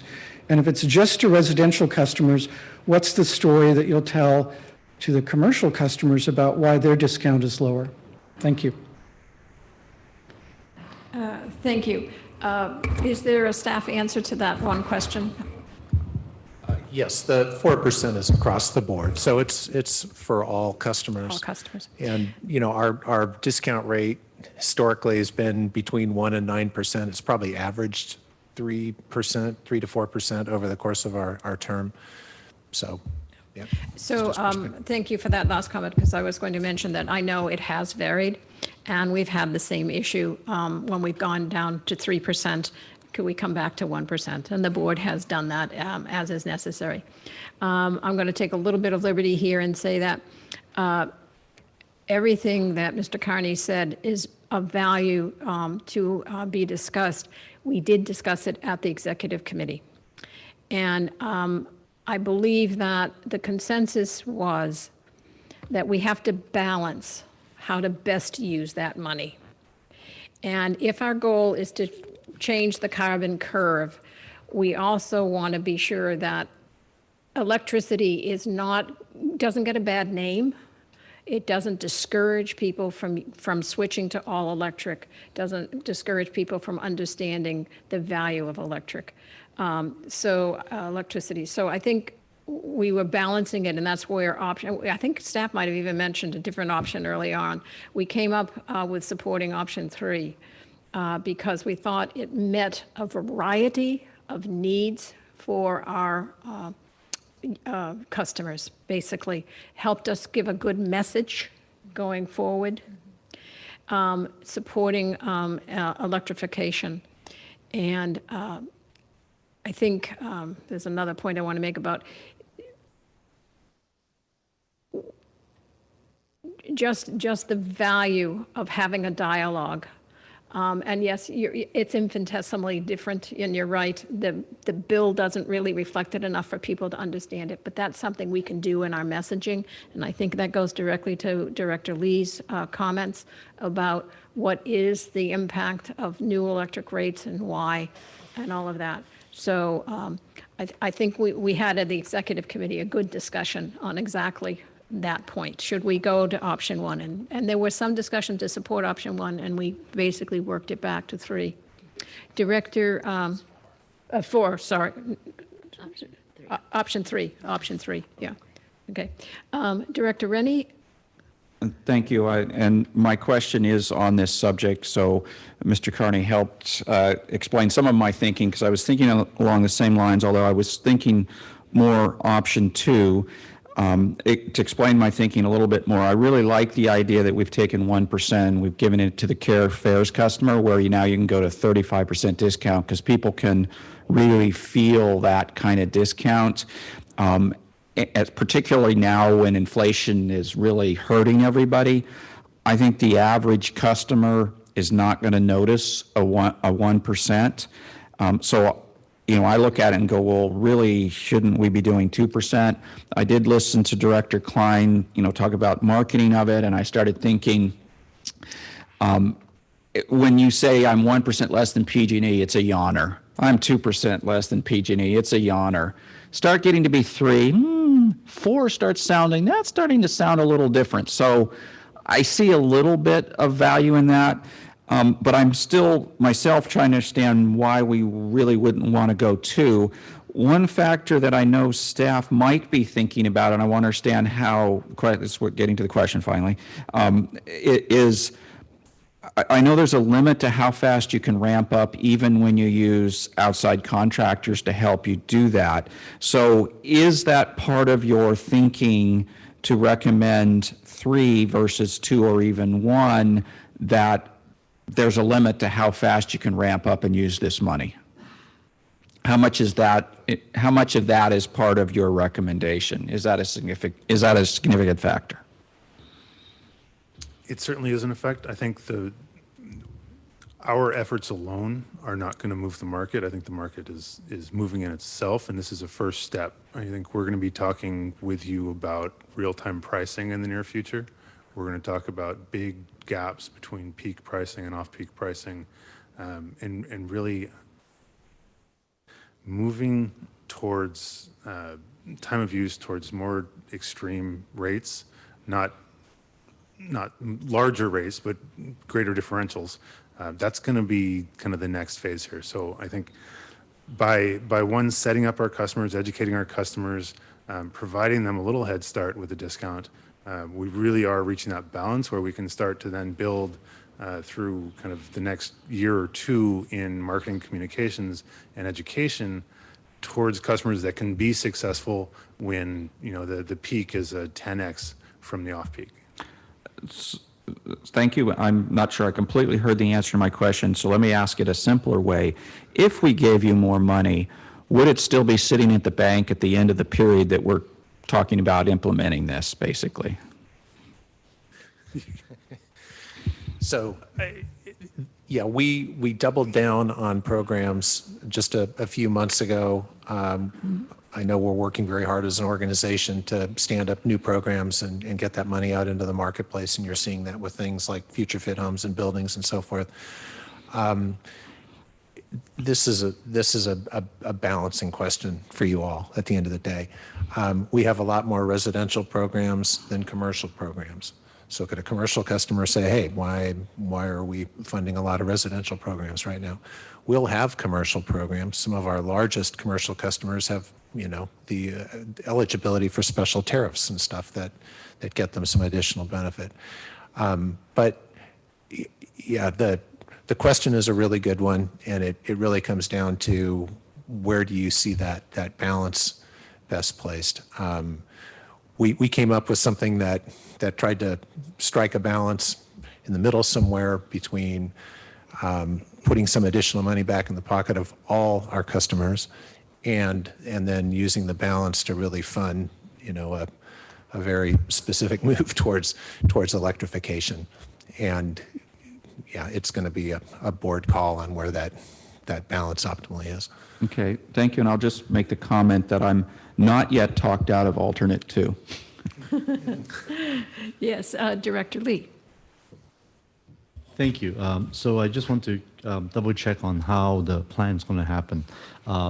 Based on the staff recommendation, the idea is that, okay, the 11 million will be the amount that will be dedicated based on the 4%. And then as far as the 9.5 million will be half and half for the second and third, right, for the electrification discount and the multifamily direct install. But again, like you said, this ramp up period, how successful it is.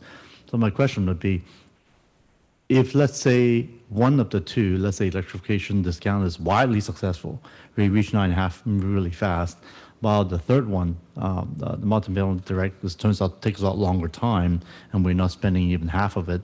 Do you see a possibility of shifting some of the money from one to the other, since that's what we budgeted for, or we can just keep it 9.5 as the cap? Yeah, based on the feedback from the executive committee, that's the current plan.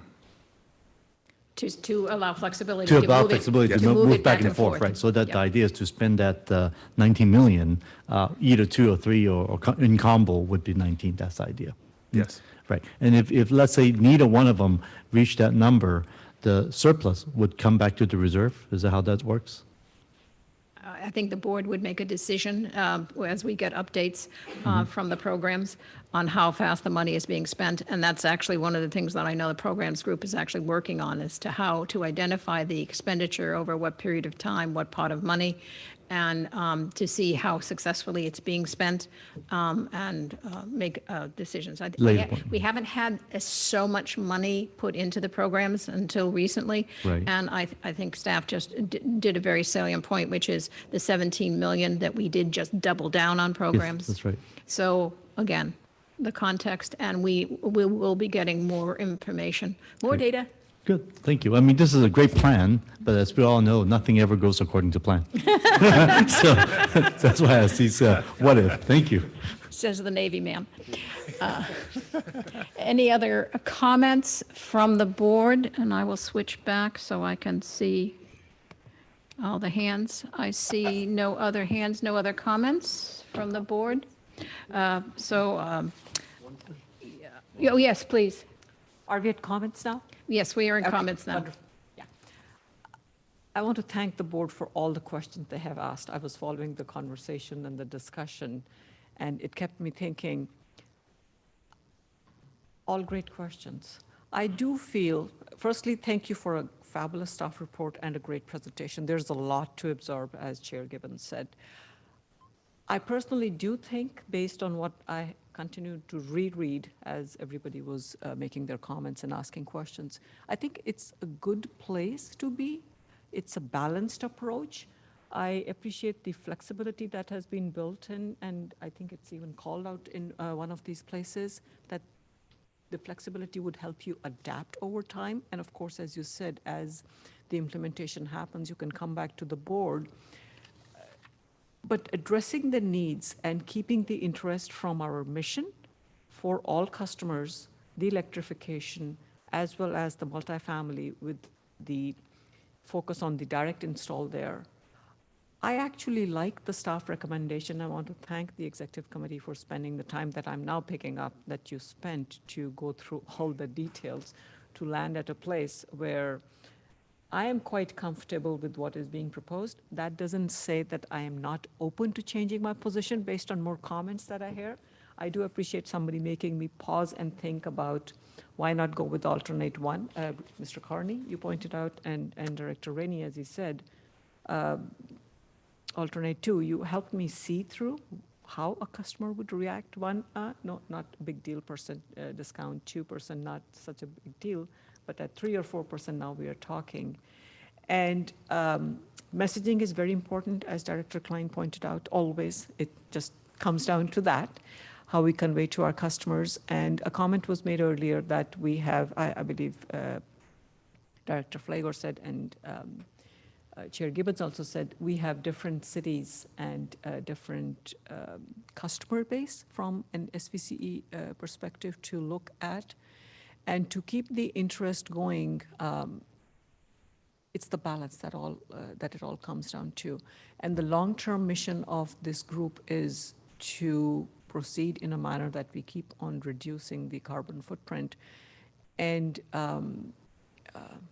sorry, I had one more thought. Yes, you pointed out, I think, Adam, you mentioned, and I also read it somewhere, that at the next phase, the conversation is going to be about peak versus off-peak pricing. And that is very important. I will personally share, with the differential not being that much, convenience sometimes, I look at the time and the convenience says, okay, I got to take care of this now. Once that delta changes dramatically between the peak versus off-peak, I think that will also help. But keeping the long-term vision of all the programs that you have in mind and how they will all add up, I personally am very happy supporting alternate 3. Thank you. Thank you. If there are no other comments, then the chair would accept a motion. Director Mekachuk? One final comment, and then I'll make a motion. Mr. Kearney, I hear what you're saying, absolutely, and I think that that is in our mission. And what I would really like to see is some data on the natural gas sales in the SVCE territory and the electricity sales, so that we can see the natural gas going down and the impact on electrification. And I like the blend that we've got in option 3, because we've got to make electrification more attractive. And I think that's absolutely critical. So as I look at the different alternatives, I would like to make a motion to adopt alternative 3. I'll second. Okay. Director Rennie. Thank you. So I will support the motion. You know, as I mentioned, I like to lean towards adding more money into our incentive programs. As I mentioned, I am concerned that we really need to give it a little more time to ramp up. So in the future, I will continue to look to add more money to these programs as I think staff gets the capacity to be able to deal with it. I did want to add one other comment that I hadn't touched on is I really like the idea of a discount for electrification. That isn't an idea we had specifically targeted before, and I did mention that portion of this plan. There's lots of good parts in the plan, but I wanted to highlight that I really like that particular idea because I do hear a lot of, why do I want to electrify? Electricity is just going to get more expensive, and well, you're already counteracting that argument. So I just wanted to add that I really like that new idea in this plan. And I'll just comment too that this was a very complex presentation with a lot of decision-making points. So we focused on one that makes a lot of sense for us and our constituents. That comment by Director Rennie is much to the point. There are many, many facets here that deserve a lot of attention and support. Thank you, staff, for doing that. And with that, we have, Director Lee? Yes. Just one final point is that at the end of the day, we are voting really a rate increase for our customers. That's the bottom line to most people. And so the more we can do to, obviously help, given all the gas prices, all the inflationary things going on, definitely we don't want our customers to ever go 7% on the rates. And we are able to do that by what we're doing tonight. So maybe it's going to be 4% really, or 5%, whatever the final rate for PG&E. So I just want to keep that in mind. So we are trying to do that, to buffer it. And that's what makes SVCE a better choice than the other company. And I'll mention the name, but we all know what it is. So I think I just want to make sure that's why we are, this balanced approach, I think, is the right thing for now. And again, let's see how the money is being spent, right, on those two other programs as it goes on. And if we're able to burn it all, then great. But if not, then maybe there's further adjustment. So that's all I have. Thank you so much. Right. Thank you so much. So I'm going to just read the motion for Director Mekachuk's first and a second by Director Lee. It is adopting Resolution 2022-39, authorizing the CEO to implement Silicon Valley Clean Energy generation rate changes effective January 1st, 2023, or within 3 weeks thereafter, increasing from 1% to 4% discount to PG&E's new generation rates. Authorize the CEO to allocate $19 million to fund A, an electrification discount, and B, expansion of the low-income multifamily direct install program, each at $9.5 million, but funding flexible between A and B. May we have a roll call vote, please? Yes, thank you. Chair Gibbons? Aye. Vice Chair Tyson? Yes. Director Rennie? Aye. Makachuk? Aye. Abekoga? Aye. Walia? Aye. Klein? Aye. Lee? Aye. Way? Aye. Armendariz? Aye. Thank you. Flagger? Yes. Chua? Aye. Thank you. That motion carries with Director Martinez-Beltran absent. Thank you, and you're making me work for my last meeting. We are now on item number 5. This is an update to the hybrid meeting requirements following the termination of the emergency order, and the presentation will be by Kevin Armstrong, Deputy Director of Administrative Services.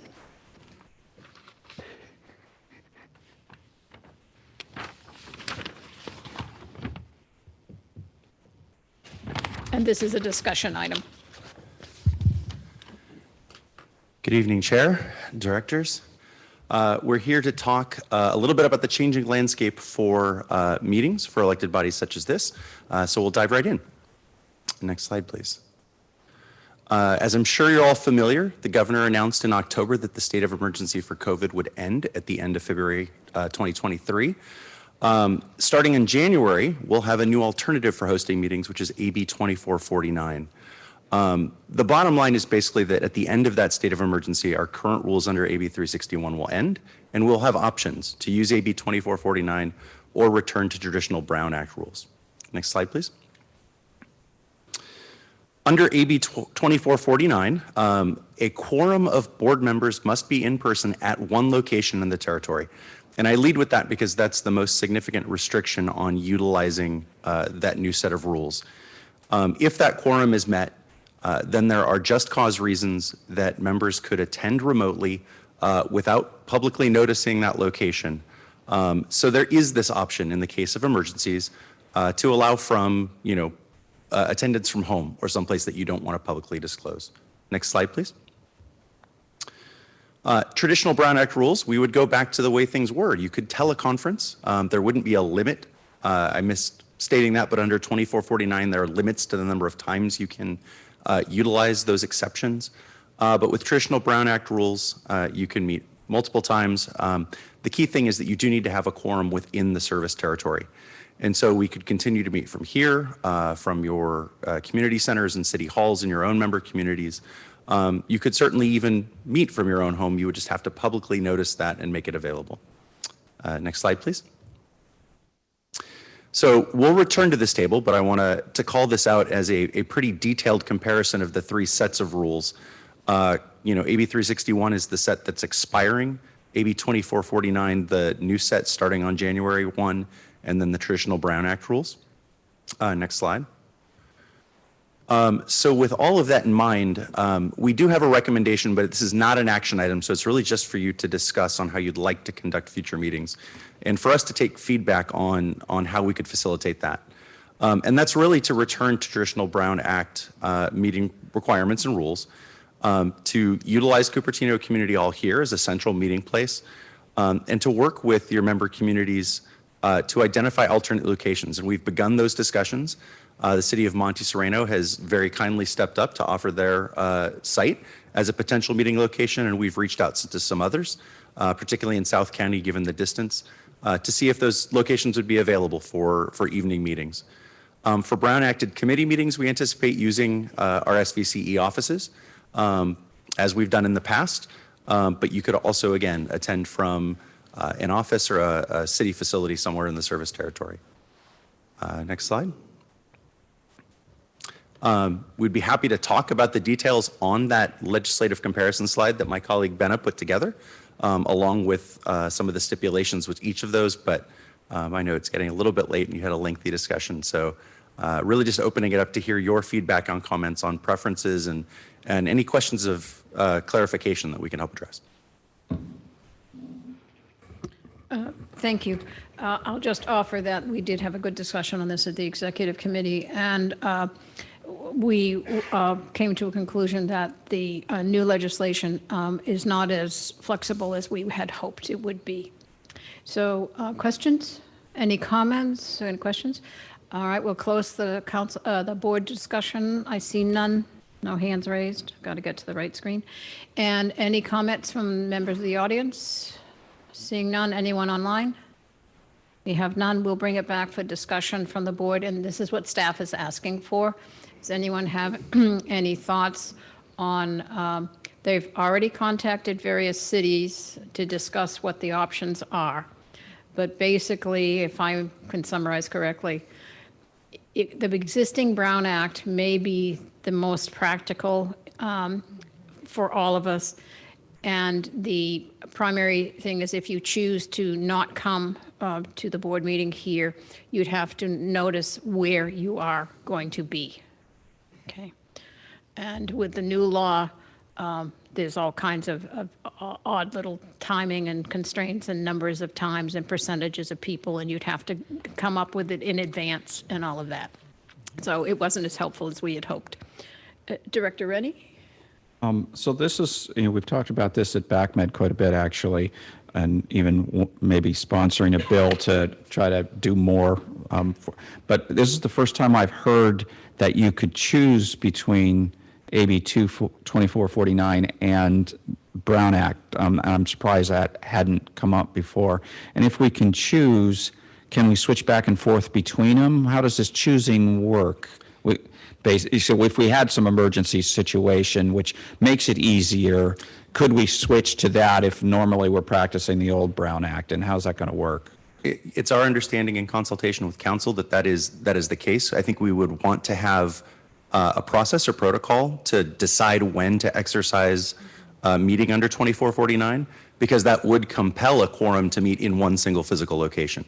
And that would be the part that you'd want to have agreement on in advance of the meeting to allow for the relaxation of attendance on the behalf of other directors. Chair Gibbons, if I could respond as legal counsel, Yes. just to clarify.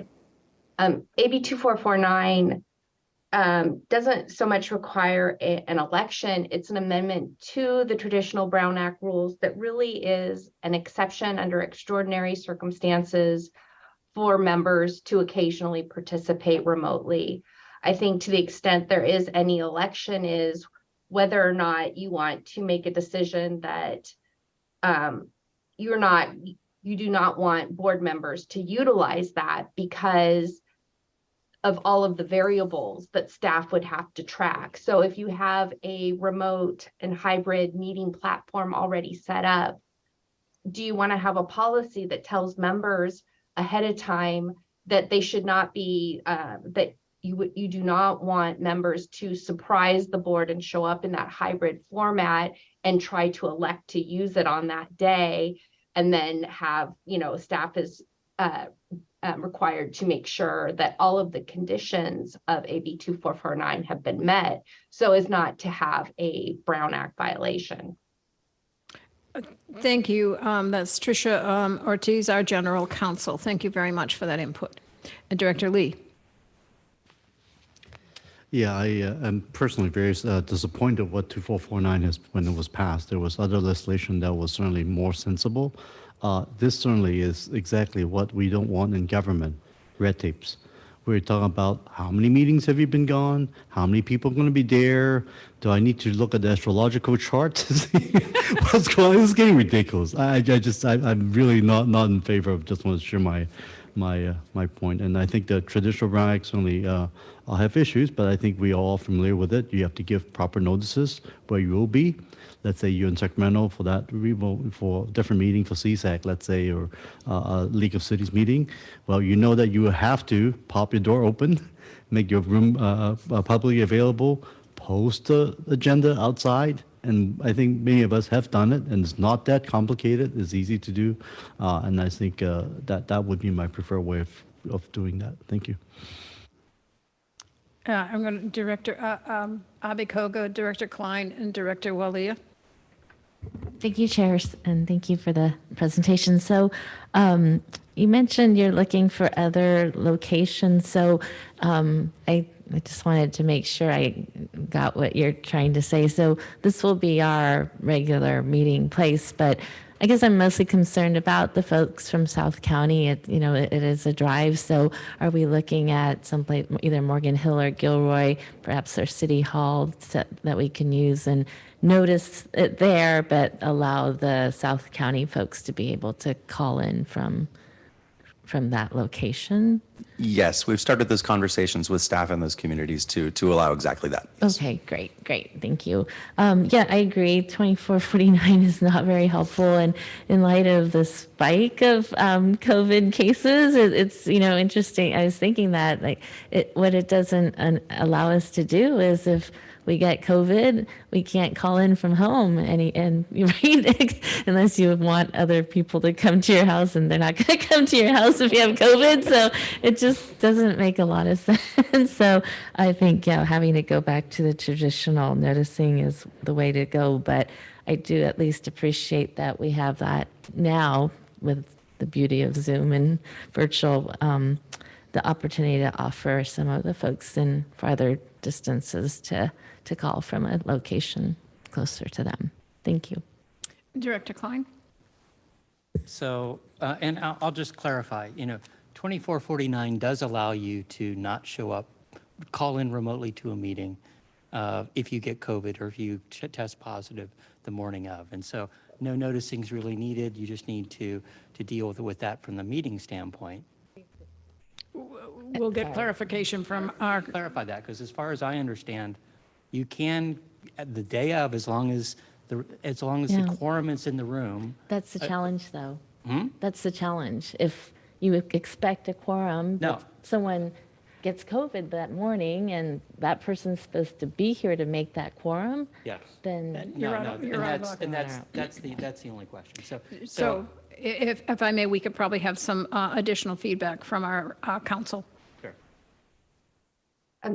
it's correct on the, under AB 2449, if somebody has COVID, they could, the day of the meeting, there are provisions to request remote participation.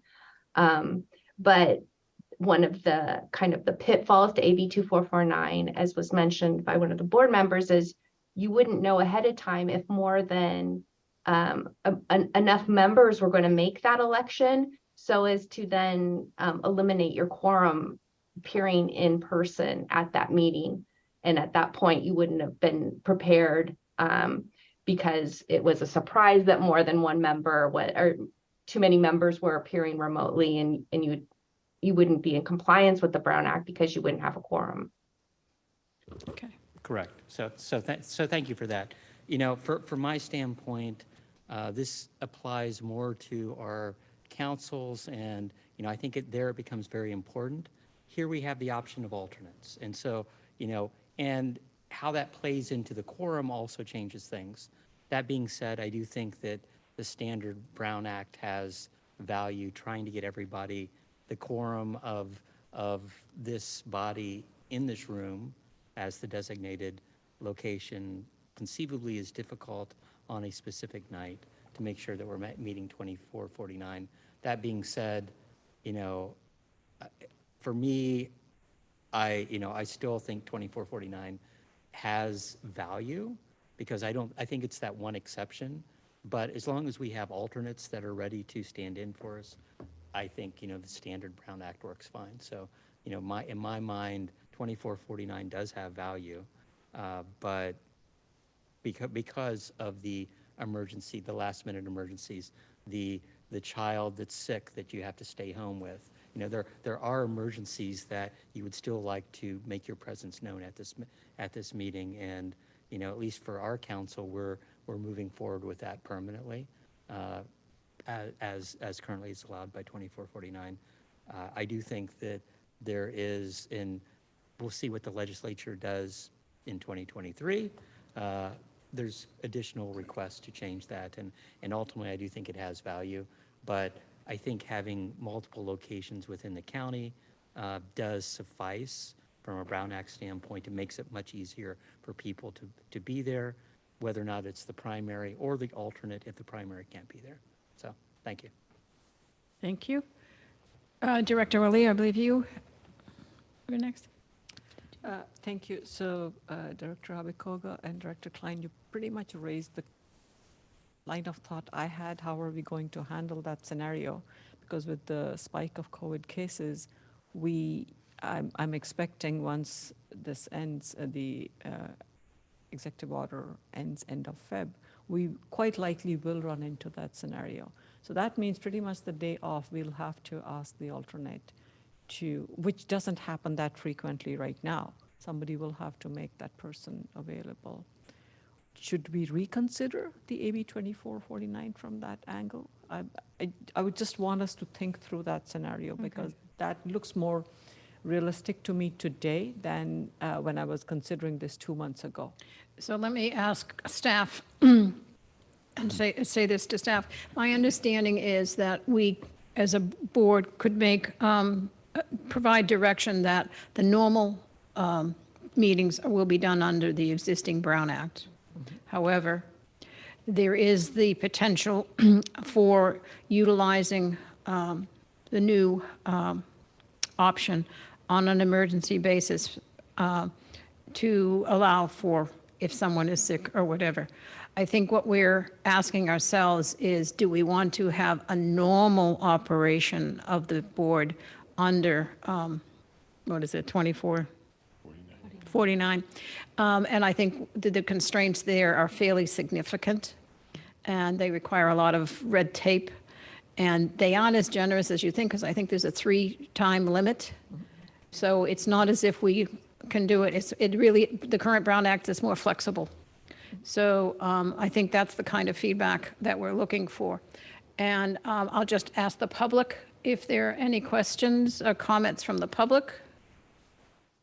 Seeing none in the room and none online, we'll bring it back to the board for some final comments here. And Director Chua? Chair Gibbons, if I may, please. Yes, please. You mentioned emergency basis. Could we clarify that? Say that again. You mentioned on an emergency basis, we could switch from traditional Brown Act to AB 2449. That is Can my you- understanding from what the council, what our general counsel has said, that on the day of a meeting, if there is no director or alternate director to come to the meeting, then that we can be, the person who wants to utilize AB 2047, 2044, whatever, sorry, numbers are not in my head tonight, can ask to have that done. So one director, that was the clarification I was looking for. Does that apply to the whole body at that moment, or does that apply only to one or two directors? I will ask the council to answer that question. You Yes, need a thank you. quorum here. Correct, Chair Gibbons, you're correct. Under AB 2449, you will always need a quorum in person at a single location. So it's worth pointing out that if you do go to a model where you'd have kind of satellite locations, and you did not have a quorum in a single location, somebody would not have the ability to participate via AB 2449. So it's important to clarify that AB 2449 is not an election that you're making. It's an amendment to the Brown Act. But what it is I think one of the discussion that staff is requesting is, do you want to have a policy that that discourages the use of AB 2449 because of the concerns about implementing it correctly? Or if you do move to a satellite location method of meeting, you wouldn't even have the option of AB 2449 available for somebody to participate on under the just cause or emergency situation, because you wouldn't have the body in a singular location. So to follow up, who is going to make the amendment to the Brown Act on the day of? How does that happen? So first question is, would we give direction to staff to write a policy discouraging the use of it? That's part of the discussion tonight. And then the second part is, if we do allow it, how does that take place? And I think the secretary of the board would have to validate whether there is a quorum going to be in place at one time. So I don't think there has to be a resolution or board action. It just has to be determined. And I think the board clerk would notify the board members that this has been requested, and we need to confirm. And I know it's not to be set up for multiple people to take advantage of it the morning of. Right. Thank you. That's very helpful. Thanks. Okay. And Director Mekachuk. Yes, I've got a question for council. As I understand it, let's just say that Gilroy or Morgan Hill set up a meeting there to dial in remotely to the meeting here, and they provided 72 hours notice, and the public were allowed to go there and make comments. I understood that is added to the quorum in this location. No. No? You could do that under traditional Brown Act rules, under the Brown Act as it exists. But if you do that, you will now have created a situation where your body, a quorum of your body, perhaps is not participating from a singular location, in which case the extraordinary remote participation rules for AB 2449 would not apply, because it's a condition that a quorum of the body is in person at a singular location. Okay, thank you. So Director Chua, thank you for your patience. Thank you, Chair. I have a question to our legal counsel, Ms. Ortiz. On the 2449, there is a provision that says a limit on the exercise of teleconference provisions to no more than 3 consecutive months or 20% of the meetings in a calendar year. can we override that with our own policy just to remove that? And also another question is, the way I understand that you said, this 2449 is an addendum, an amendment to the Brown Act. So that means we have to follow it. Am I correct? So you are correct that there are limits on the number of times that you can appear, a board member can appear remotely under AB 2449. It is an amendment to the requirements of to the Brown Act. I wouldn't say you're required to follow it. I see it as additional authority for means of meeting remotely.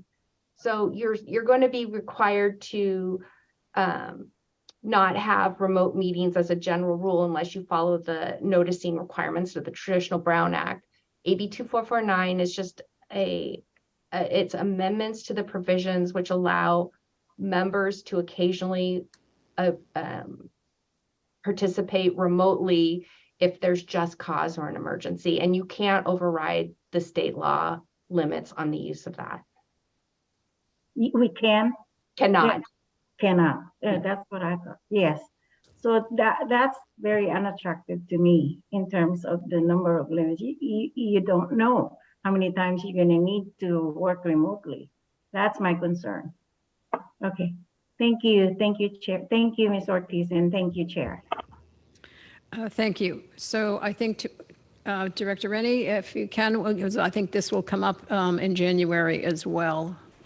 So my thought is we shouldn't really discourage this unless we're going to set this up differently than we think.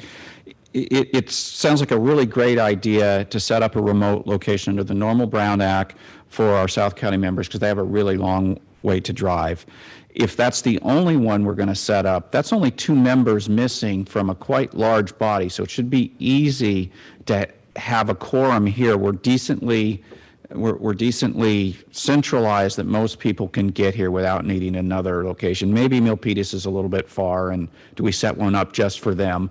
But I'm thinking you have 2 members out of a 13-member board or something like that. It's still pretty darn easy that our normal setup is we're way over quorum, and if somebody does get COVID the day of or something like that, we can easily switch to using the 2449 and they can still participate from home. What it will do is now force those people that are in Morgan Hill to be counting one of their consecutive 3 or one of their 20% per year items, because that's the critical thing is you can't do more than 20% of, and I doubt any of us are, hopefully none of us are going to get sick more than 20% of the meetings, or hopefully 3 consecutive in a row, or we'll just have to miss at that point. The only danger is we're now putting them on the people that were normally in Morgan Hill, but that's still a useful thing to be able to do. So I'm going to offer, I think, a clarification, which is what you were describing is if there was a location in Morgan Hill or Gilroy, for example, that can already be done under the Brown Act. So there's no change in that whatsoever. The advantage is that it can be noticed as a public address. The only time for me to see where the new regulation would be of somewhat help is to prevent someone from having to post their home address. Mm-hmm. That's the only advantage. So the Brown Act, as it stands, provides all those opportunities. But you forget that it's got to be done 48 hours in advance. So if it's a last minute. 72 hours in advance. Okay, so even harder to post if you're going to get sick and contribute under the Brown Act. So we can take a quick show of hands. I'm supportive of, and I think I've heard the majority supportive of, utilizing the standard Brown Act for the conduction of all of our meetings. That does not preclude any member from notifying the clerk the morning of or the day before a board meeting, saying that they would like to utilize 2449. Yeah, I'll get there. If necessary. Yes. Yes, Director Klein and then Director Mekachuk. And I totally agree. The one comment on that is if there is not a quorum of our board in this room on the evening of that meeting, they can't attend. And that's kind of basically part of our policy. That's part of the policy that we're coming up with. Right, and that's where the clerk of the board, who does do a polling before each meeting to confirm that we do have a quorum available, is part of our normal business. Yeah. So I see no change in that process. Director Mekachuk? I think we can make this work, and I think Director Rennie said it easily. We've got, and perhaps it was you, Director Klein, that, with alternates, even at pretty close to the last minute, we can have someone attend in our absence. So I think we can make a quorum work, and I think it'll be fine. Okay. Yes, Director I Leah? agree. Just for clarification now or in January, under AB 2449, I'm seeing no more than 3 consecutive months, so 20% of meetings in a calendar year. Then it says only 2 times a year for just cause reasons. So is it 2 or 3 months? I don't need the answer now. Okay, staff can come back and answer those That's kinds the of thing, things. in January, Yeah, if they can when provide clarification. when they come back with the policy. And Director Amendaris, I see your hand raised. Thank you, Chair. I recently traveled for my 9-to-5 job to Los Angeles and zoomed in to our council meeting from there. And they noticed it, and they put the address there of the retreat center on our agenda for the public. And all I had to do was put the agenda out on the entrance to the retreat center as well. It was really easy, simple to do, and we have the technology now, the equipment to do it. And so that's why I think if the Brown Act affords us that, ability, I don't think that it should be too complicated or hard. That's all. Thank you very much. And with that, if staff has enough input? Yes, I'm thank you very seeing much, Chair and Directors. Thank you. We'll move on to item number 6, which is Silicon Valley Clean Energy information on the update of the 2023 Silicon Valley Clean Energy Board elections. This is a discussion. It will be coming from our board clerk, Andrea Pisano. And I think it's consistent with the policies that we've implemented and practices from previous years. Yes, thank you, Chair. Good evening, directors. So as Chair Gibbons mentioned, this is consistent with our operating rules and regulations. This is really a reminder for some of you. It might be new to some, and for some it may not apply for those who are leaving us. But we're going to review the selection process and timeline for our 2023 selections of our chair, vice chair, and our various committees. So come January, next month, we'll be selecting our chair, vice chair, and executive committee members. So tomorrow, I will be sending out a call, if you will, for letters of interest for those of you who would like to serve as our chair or vice chair for next year, in addition to a request for anybody interested to join our executive committee to also let me know. And we'll make these selections again at our January meeting, our annual meeting. I wanted to pause a little bit on the executive committee because we will have 3 members who are leaving that group. So we have 3 vacancies. This is made up of 5 primary directors. Typically includes our chair and vice chair. And again, we have 3 vacancies. So please, if you're interested, let us know. With any of these committees, if you have questions about content or frequency, please reach out offline if needed.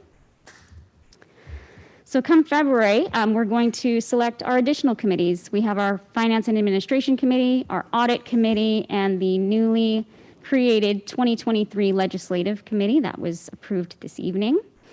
So I'll be distributing, I call it a recap. I included an example in your board packets this evening. It kind of lays out exactly what these committees cover within their groups, how many people are in them, and then membership as well. So our executive committee allows for our primary directors to participate. However, our finance and admin and audit committee also allow our alternate directors. So if you have an alternate director who may be interested, please pass on the info. But you'll see shortly in the timeline, I'll be sending out this information as well to everybody.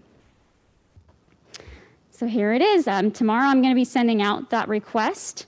Come January, we'll make selections for chair, vice chair, and the executive group.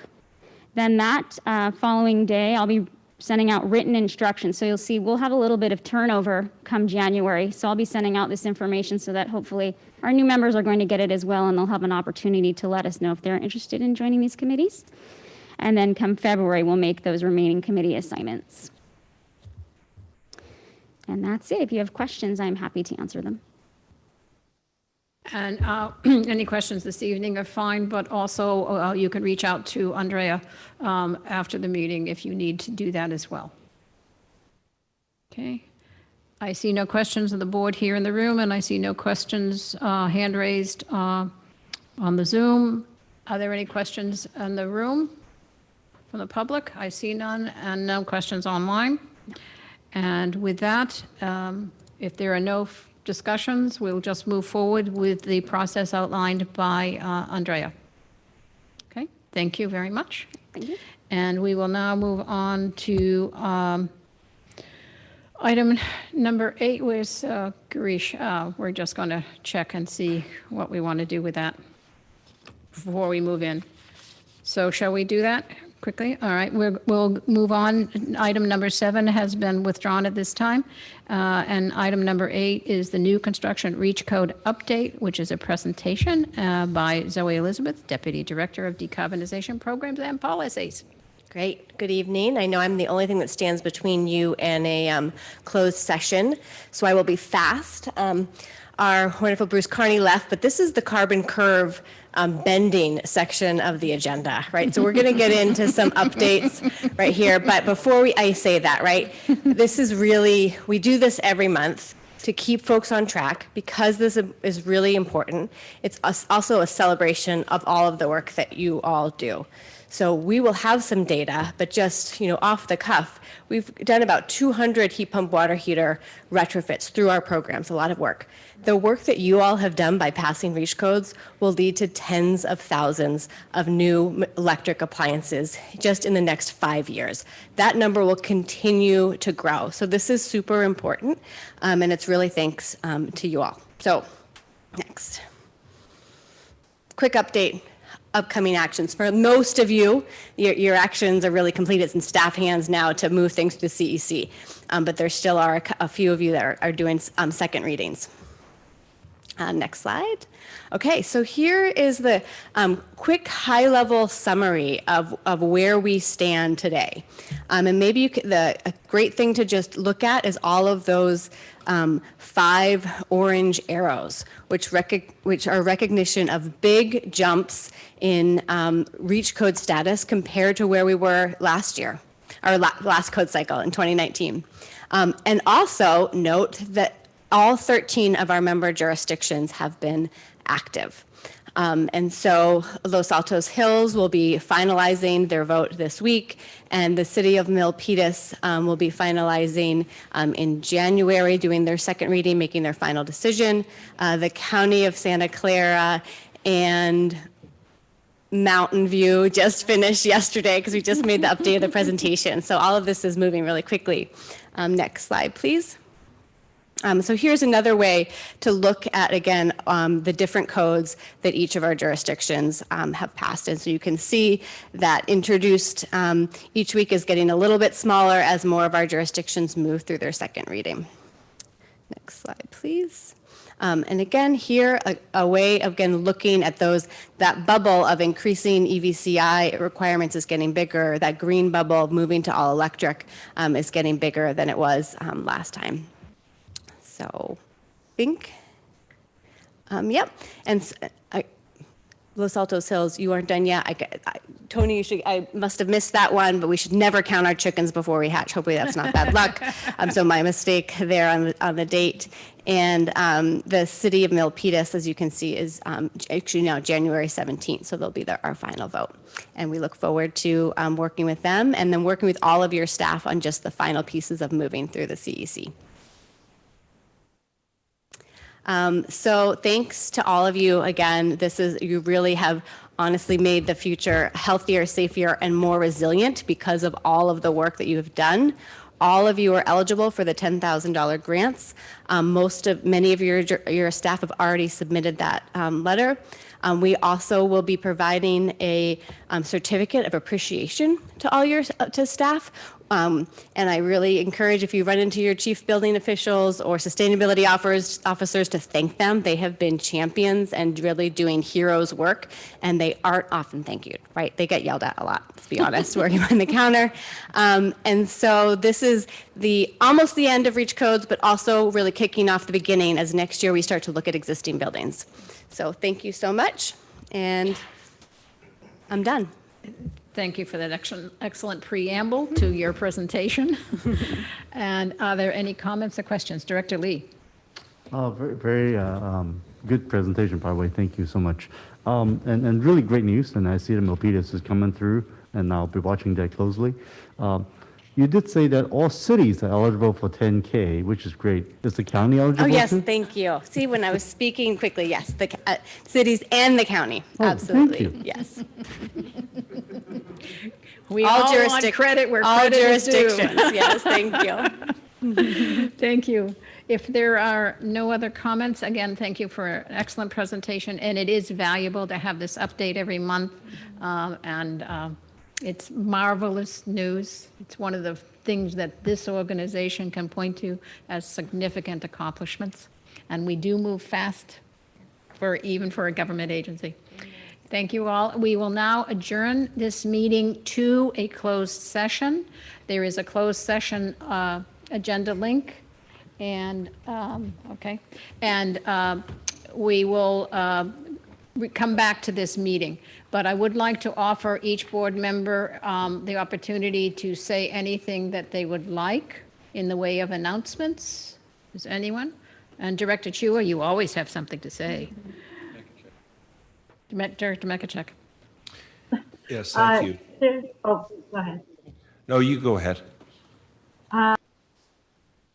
For some reason, the connectivity, my internet connectivity is very unstable. So I just want to say thank you again to our outgoing board of directors.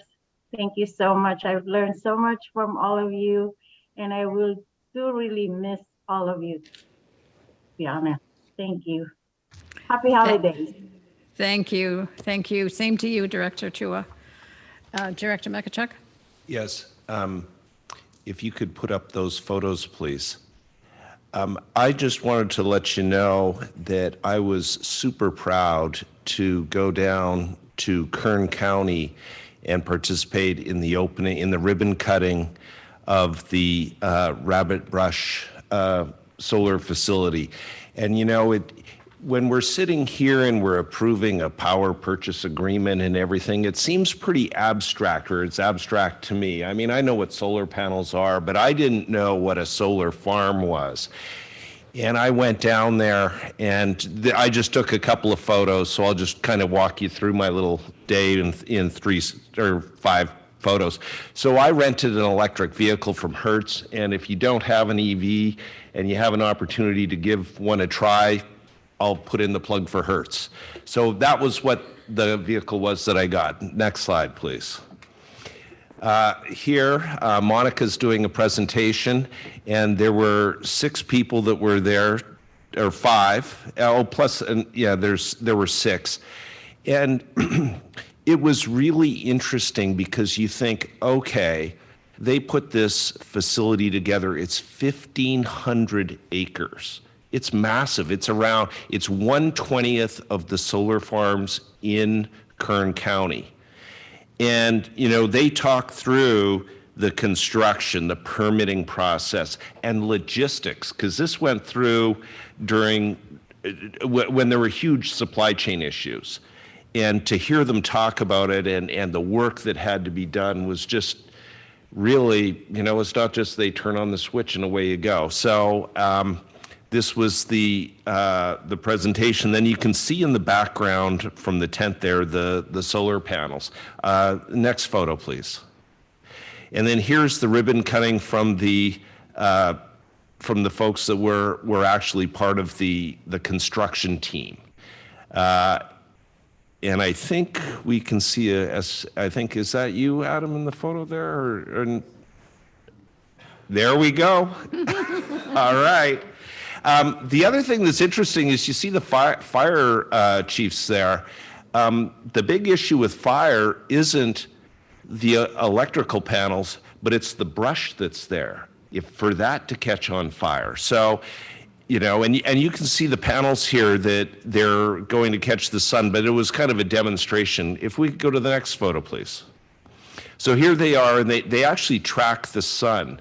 These are very sophisticated ones. And the other thing that I want to point out here is look at the vanishing point. Look at how far they go. This was huge. And, I'm trying to get the other directors excited about attending a ribbon cutting because I was the only one. Go to the next photo, please. Oh, there we are. I had to get that photo in front of an EV. And I thought I had a picture of the stationary storage. Did I or did I not? Maybe. Oh, sorry. That was coming back. I had to stop and supercharge. So that was kind of fun. But it's all on clean energy in Kern County. So I don't want to keep us between the closed session, but I just thought you may enjoy that and hopefully inspire you to attend ribbon cuttings. Yes, several of us have been to I think it was Rabbit Brush, right? Slate. So that was a wonderful experience, and I totally agree. All right, we are adjourned to the closed session, and we'll return here. Chair Gibbons, before doing that, I just wanted to make sure you called for public comment. Oh, thank you. You are correct. I always appreciate your feedback here. This is the opportunity for the public to comment on the closed session. The public may provide comment regarding the closed session item prior to the board beginning its closed session. And as I indicated earlier, this is a conference on with legal counsel regarding anticipated litigation. And I see no comments from the audience in the room. And are there any comments from the Zoom audience? Seeing none, we will consider that task taken care of, and we will move to the closed session. Thank you. We are reconvening this meeting of December 14th, 2022. There is nothing to report out from the closed door session. And with that, we will adjourn this meeting to the next meeting of the board in January. Congratulations, one and all. Happy New Year.